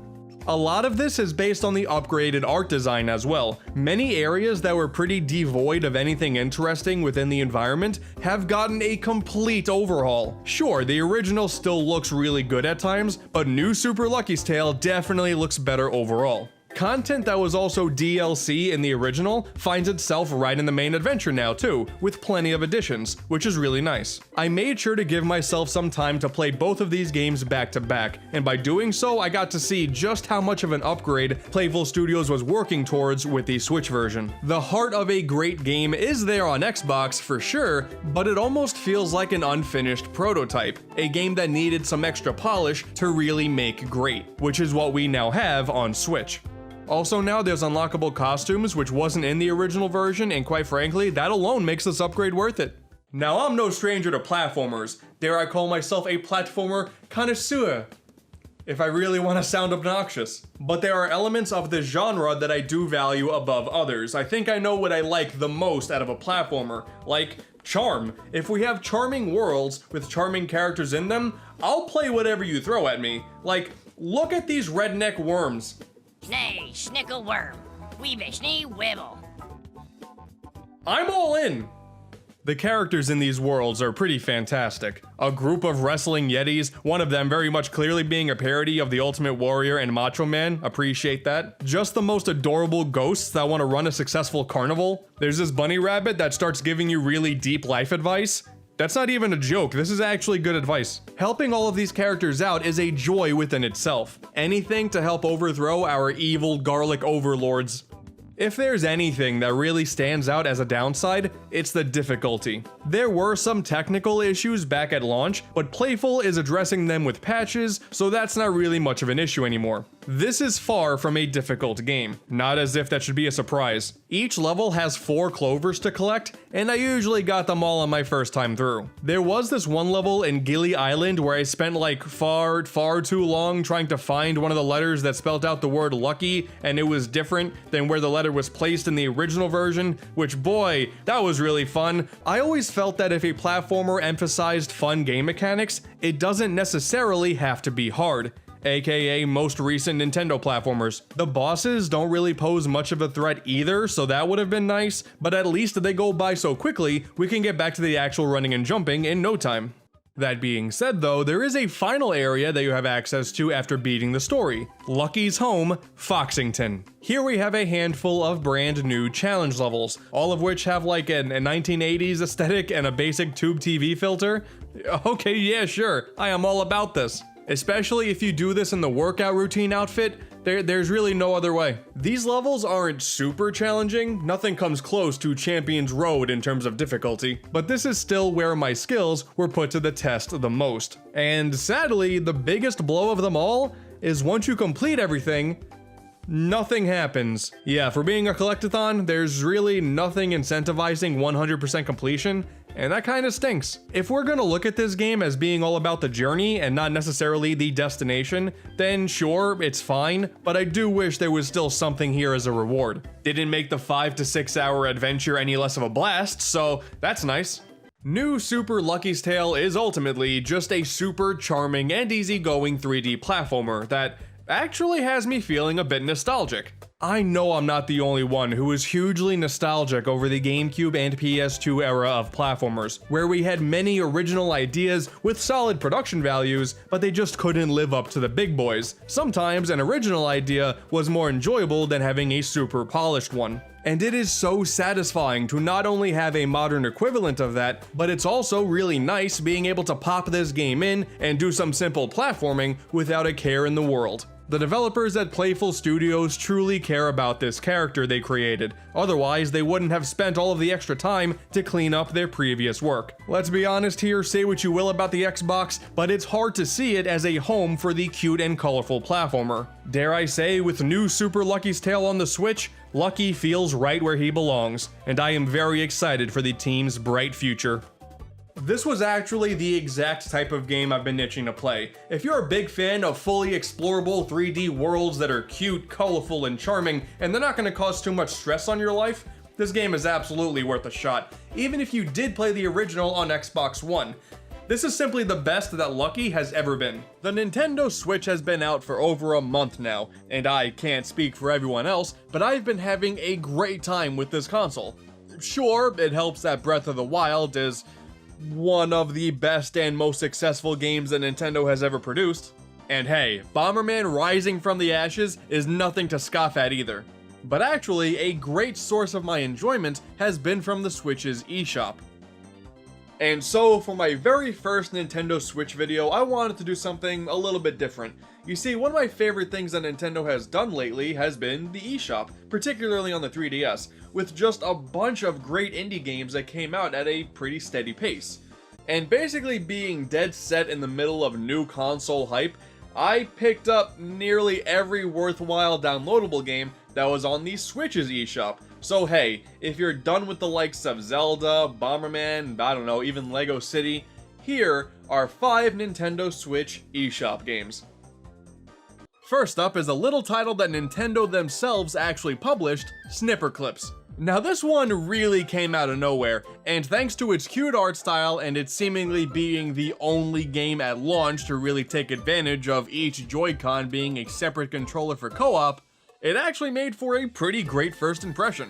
With a second person, each of you control one of these characters, Snip or Clip. That's cute. And you are armed with the ability to cut whatever shape that you are in out of the other person. And with that ability in hand, a wave of puzzles of different styles is thrown your way. Making one of you guys a hook to pull down a balloon so the other one can pop it, cooperative tilting to safely bring an egg to its nest, trying to slam dunk a really heavy bowling ball, and yes, lots of failing, and lots of arguing between friends. The final result is undoubtedly really fun, but this is a game that is essentially required to have a second person to play. You can play single player, but like, it's really annoying. If you do have someone to play this with, the main game can be a really good gaming afternoon. And on top of that, there's even a mode for 4 players that's actually okay with only 2 people, offering up even more puzzles, and even some competitive games, which are really neat as well. I mean, for basically half of the main game, you're gonna be slicing each other to hell anyway. Overall, Snipper Clips isn't amazing, but it certainly does a better job being a fun multiplayer Switch experience than 1-2 Switch was. That's for sure. Next up is a return to Shovel Knight with its newest DLC, Spectre of Torment. Now, by the time you're watching this adventure is already available to all consoles, and quite frankly, if you have still yet to purchase Shovel Knight, you really should get on that already. But what was really neat was that Spectre of Torment was actually a Switch exclusive for the first month. Sure, it may not be much, but it was still some sort of reward for actually being an early adopter for the console. This time around, you play as Spectre Knight, whose duty is to recruit all of the other knights to join in the Enchantress's Order of No Quarter. So actually, the story is a prequel. And man, I'll keep this really simple for you guys. Spectre Knight is just so much fun to play as. His scythe has the ability to dash through enemies, and that combined with the typical slashing and even some wall jumping, oh man, it is just so much fun from beginning to end.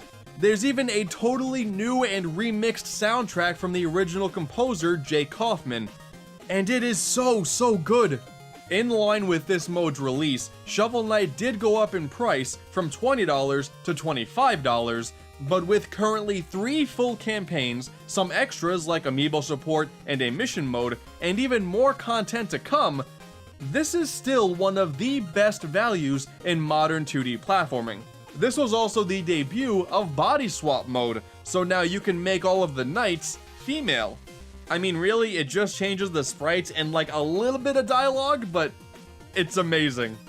Now, I will probably look at Shovel Knight again once the package is finally complete. I wanted to talk about it briefly because as someone who bought a Nintendo Switch at launch, I got to play Spectre of Torment 1 month before everyone else could. That was pretty cool. Suckers, you should have bought a Nintendo Switch. I don't know where I'm going with this. Now, this is a game that definitely came out of left field. Blaster Master was a classic back on the NES, and while there were plenty of decent sequels, plenty more than Star Tropics, no, I'm not gonna let that go, when Inti Creates of Mega Man 9 and Azure Striker Gunvolt fame announced Blaster Master Zero, whoo boy, I got pumped. If anybody was going to do it right, it would be these guys. And yeah, they did it right. For those uninformed about what Blaster Master is, this is a game with 2 very distinct styles. There's side-scrolling platforming inside of the tank Sophia III, which is sort of like a Metroidvania style, and at the simple push of a button, the commander, Jason, jumps out of the tank and goes into caves where things become top-down. It may seem like a clash of styles, but since you're just shooting and blowing up robots the entire time, and the music is consistently really good, it's such a good time all around, and it is easily the most faithful sequel to the original the series has seen yet. There was actually a Blaster Master 2 on the Sega Genesis, but I mean, look at this. Looks weird. Despite being one of the best games in the series, it's not perfect. Zero really tries to be way more than it needed to be. Both Sophia III and Jason are given a wide plethora of weapons, which sounds really neat, but there is just no reason to ever use more than, say, 2 of them unless you just feel like changing things up for the sake of it. For Jason, you unlock gun upgrades by collecting orbs, and taking damage reduces the number of weapons you have available. It's a pretty neat concept, but the game is honestly fairly easy. So once you get the most powerful blaster that shoots through walls, you could just mow down enemies and bosses without much thought. The only time things got even somewhat difficult was at the very end of the game. Everything else, despite being really fun, was super easy. Other than that, this game is a great return to form and an absolute blast. I don't know, was that corny? That was corny, wasn't it?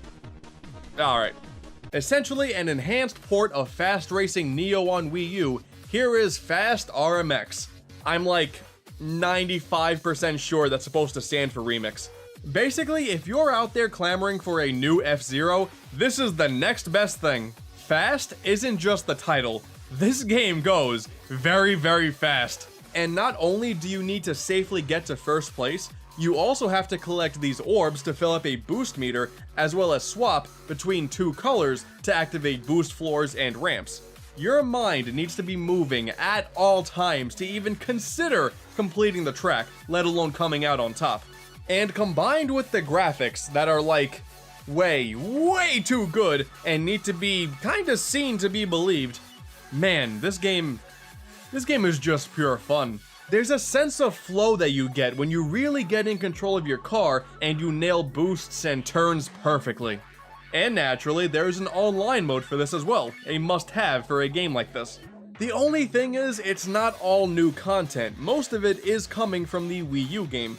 But even still, it is hard to deny how worth it this game is, especially when you consider the Switch's main selling point, portability.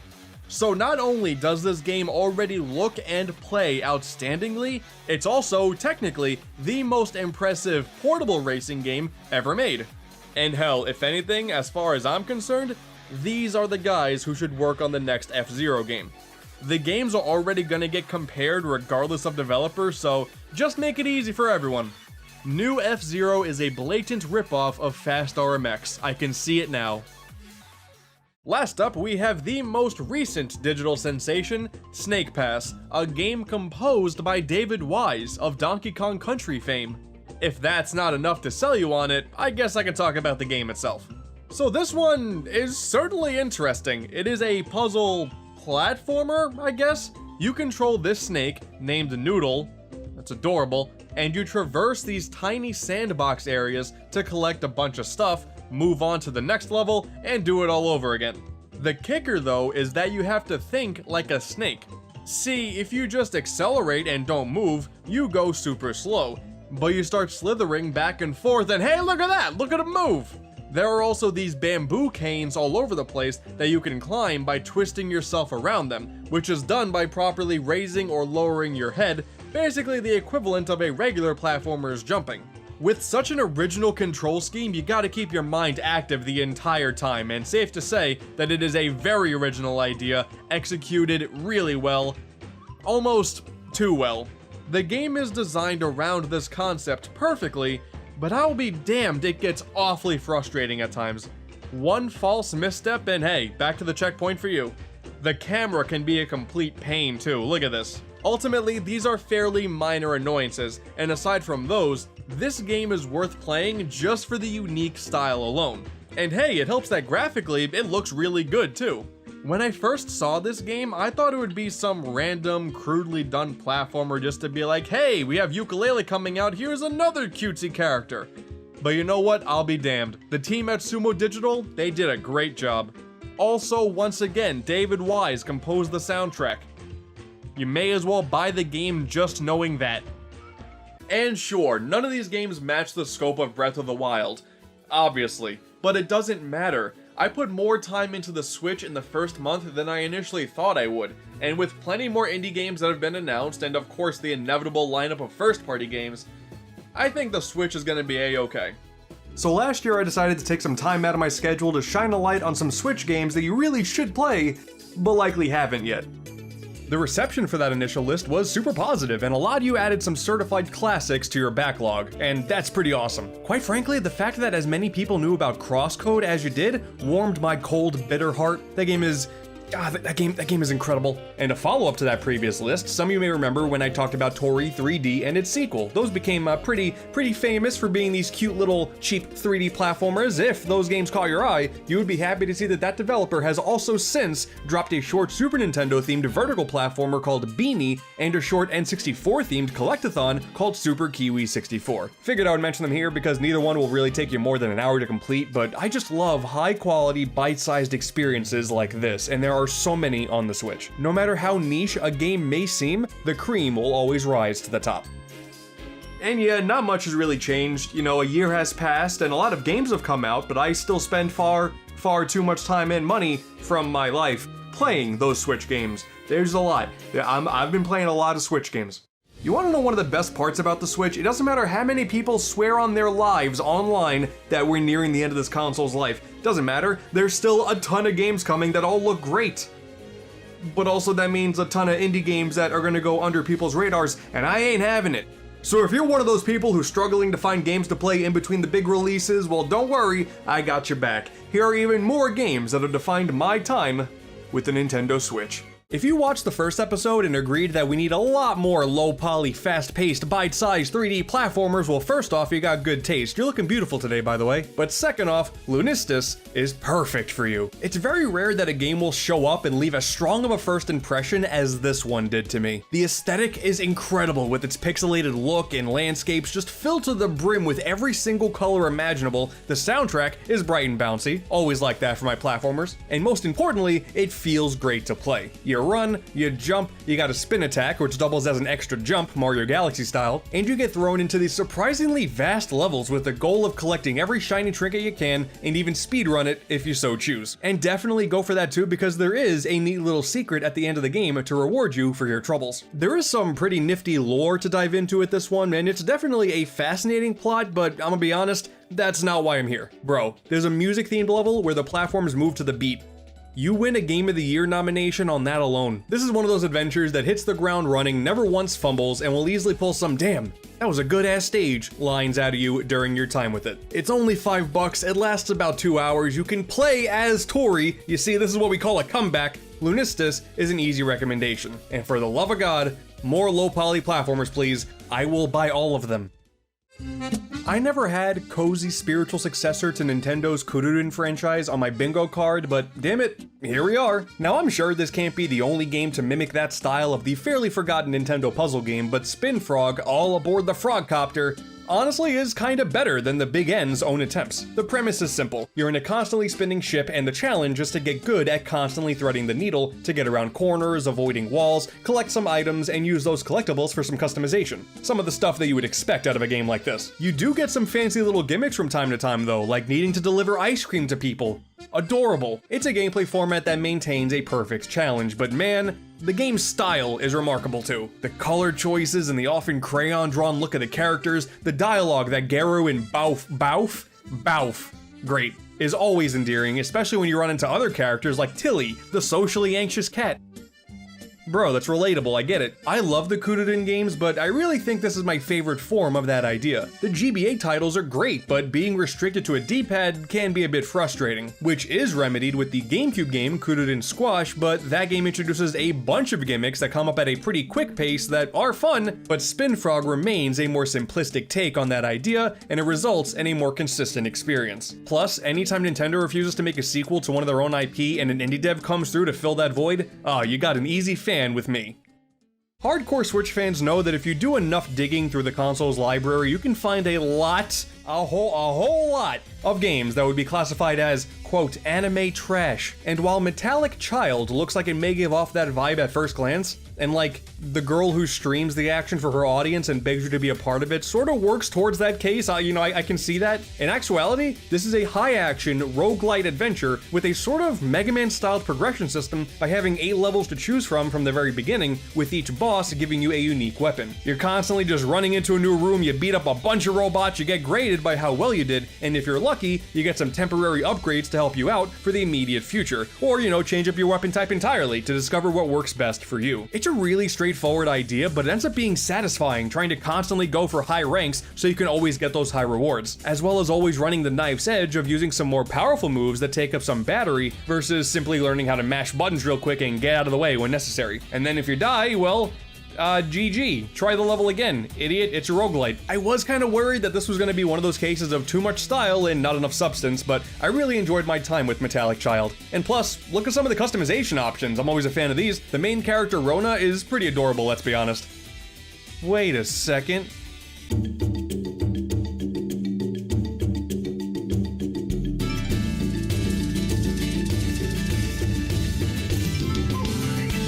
Sakuna of Rice and Ruin.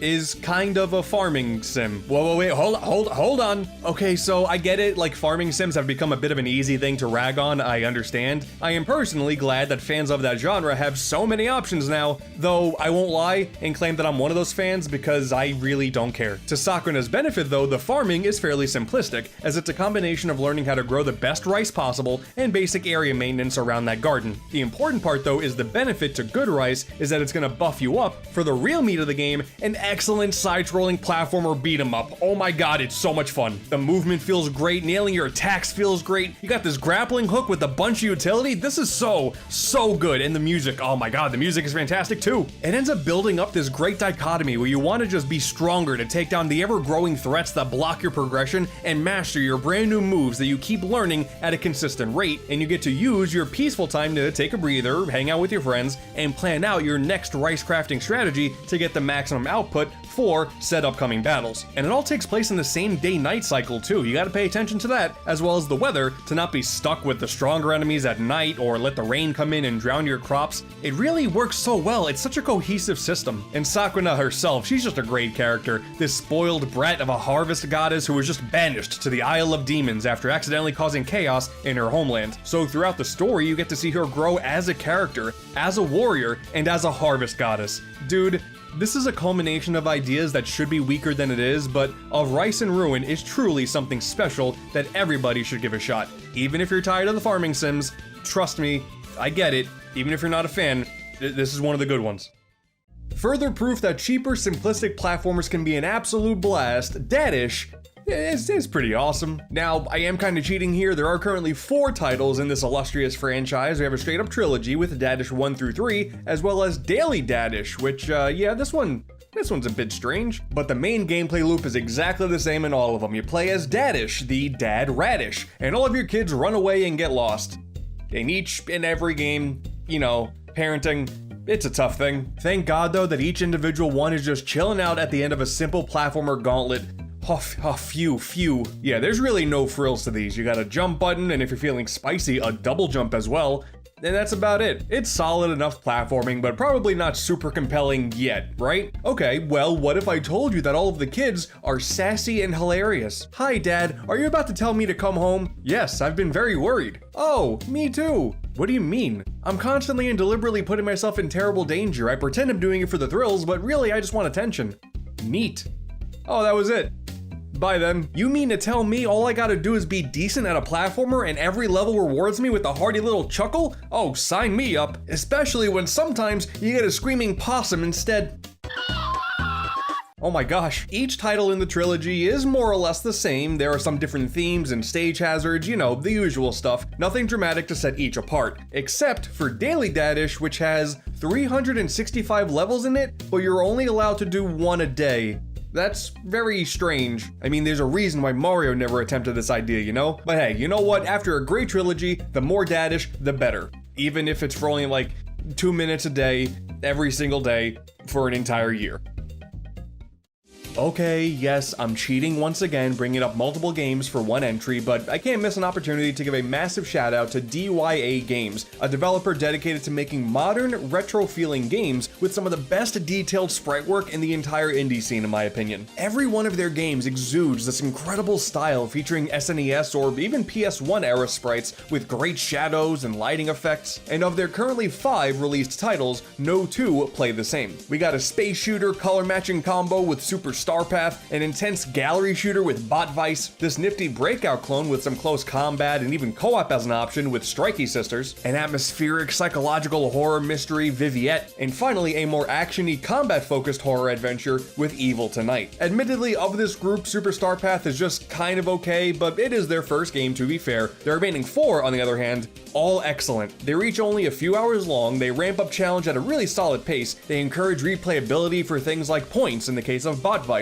or better endings in the case of Viviette. They got incredibly atmospheric or really catchy soundtracks pending on the game. The Strikey Sister stuff, in my opinion, really good. And it's just cool seeing this under-the-radar developer manage to change things up with every single project, while also making sure each of them is a great time in their own little bubble. And the sprite work, my god. It's so good. Retro enthusiasts looking for some new indie games to add to your backlog that are definitely way under the radar, look no further than the works by DYA Games. Fear not, everybody, I can tell some of you are getting worried. It's been a minute since I talked about another platformer, but here we go. Frogun. Remember earlier when I said we needed more low-poly 3D platformers? Yeah, this was another case of love at first sight, man. This game is N64 and PS1 as So get this, right? You play as this little explorer, Renata, on a quest to explore these ruins and find your parents. And naturally, you have a gun that is also a frog. It would be stupid to not have that. With this frog gun, you're able to use its really long tongue to grab enemies and items, throw them at other enemies, and also use it to fast forward your face towards big enemies and solid walls. I do feel like sometimes the camera can be a bit cumbersome trying to figure out just how to properly angle your shot, but quite frankly, that almost fits the aesthetic perfectly. A wonky camera in a PS1 aesthetic game? Yeah, that makes total sense. This is another platformer with very straightforward ideas and an aesthetic that taps into fan service of a bygone era in the best possible way. It's just a fun time, man. Levels have a handful of different challenges to go for, from getting all of these coins to getting the secret shiny item from the end of the secret rooms to simply speedrunning them. Replayability is high, but even if you're just a one and done type of person, the moment-to-moment platforming and light puzzle solving is a blast too. Every so often, after a few proper platforming levels, there's even a race, kinda harkening back to Ape Escape when that same exact thing would happen there too. I mean, I'm probably biased. I did back Frogun on Kickstarter. I was there right from the very beginning, and I knew it was gonna be great. Like I said, love at first sight. And hey, your best bet, play this game as soon as you possibly can, because you're gonna need all the practice you can get when it comes time for the sequel. Frogun is a franchise now, and that's just cool. I'm honestly really surprised that this one isn't just a little more well-known. Little Noah, Scion of Paradise, immediately struck me with its art style because it showed up out of nowhere, and it has the bravely default art style because that artist worked on this. And rather than using it for another RPG, we get a platformer beat-em-up roguelike with monster-raising elements? Like, to me, this is the perfect combination to result in a certified hidden gem. Little Noah's history is kind of weird too, because this is technically a sequel to a mobile-exclusive real-time strategy game of all genres, but nothing about this follow-up even acknowledges the previous adventure, so don't worry about it. This game is totally fine on its own. Obviously, this will all still depend on your liking of roguelikes, because regardless of how well the game plays, which it does, the gameplay loop of dying and constantly starting back at your base is just not for everybody. Oh, it kept this game a total joy for me and I wanted to keep playing it over and over again, is the sheer amount of customization, either in the form of the things you can spend your money on to make your next run even better, or the overwhelming amount of monsters, or Lilliputs, that you can obtain on your run, which act as your 5-hit combo and special moves. You start with the same 3 every time, but you'll quickly get more with the ability to mix and match their placement in the combo string, which is really cool. You have a fully customizable moveset, and it just depends on what monsters you run into. But if you do find yourself gravitating towards the same ones every time, you can upgrade them specifically from the base as well. And on top of all of that, the difficulty also feels really balanced, which is very important for a roguelike like Metallic Child as well, because I've played so many roguelikes that are hell-bent on just ruining your life, and hey, that's the fun, idiot, get good at the hard game. But no, not here. It's nice to just have a game where it feels like my learning of the strategies is really rewarding, even if I do die a bunch of times. You may even have a moment where you think the game is really easy because it throws Lilliputs at you constantly, but damn it, I'm telling you man, one wrong move, that's it. GG, idiot, back to the ship. Shout out to Noah for being the better non-RPG game to use the bravely default art style, because damn it, the console also has various day life and like, they got away with that? We just let that happen? Flynn, Son of Crimson. Another game that is probably easy to confuse when sat side by side by its pixel-based contemporaries, but man, every single minute I was on this adventure, it just felt special. Everything is laid out like a very standard quest. You're just a simple town boy who attracts a disease called being the chosen one, where it is quickly up to you to save the land of Rosantica from the evil scourge. Thank God you also happen to know how to use a sword. That's gonna come really in handy. It's a good thing that floating sword was in the room right next to you. All of the lands are very natural, the color palettes are more subdued, the sprite work and the animations are incredibly detailed, the soundtrack is atmospheric and often sounds orchestrated. Rather than being just another pixelated platformer, this game really evoked vibes of the PS1 and early PC gaming era to me. You start off incredibly simple, but eventually gain access to brand new weapons, a rage meter, and even a skill tree. Hell yeah, always love a skill tree. You got a huge stallion companion, except instead of a stallion, it's a huge adorable puppy. That's amazing. Some of the bosses feel really menacing, and combined with the air of mystique the world provides, and that feeling of almost loneliness as you explore the unknown. It's almost magical. Okay, listen, I know I'm sounding incredibly cheesy right now, but more than most games are able to provide nowadays, playing through Finn made me feel like I was going on a grand adventure and filled me with childlike wonder that I had not experienced in a long time. Like, I can't speak for everybody, but that vibe certainly doesn't come around very often, for me at least. Some people have argued that this game is too short at only about 6-ish hours, but man, that's a selling point for me. I got a really solid beginning, middle, and end in a 6-hour journey. That's awesome. I mean, if anything, maybe that ending is a bit rushed, but with that in mind, I still much more appreciate a game that understands what it's doing and doesn't overstay its welcome than just taking far too long just for the sake of it because, hey, this game has a billion hours of replay value. No thanks. Also, for a good chunk of that 6 hours, your dog is sick. Please, I beg of you, play Flynn, Son of Crimson, and save the doggy. Save the doggy. He did nothing wrong. He deserves the best. And there we go, even more games to add to your wish list. Even though you probably didn't ask. The Switch has honestly opened my eyes to so many different types of games that I wouldn't have tried before, and you know, this far into the console's life, it still wouldn't feel right if I didn't take some time to share those experiences with you all who would be interested. Okay, bye.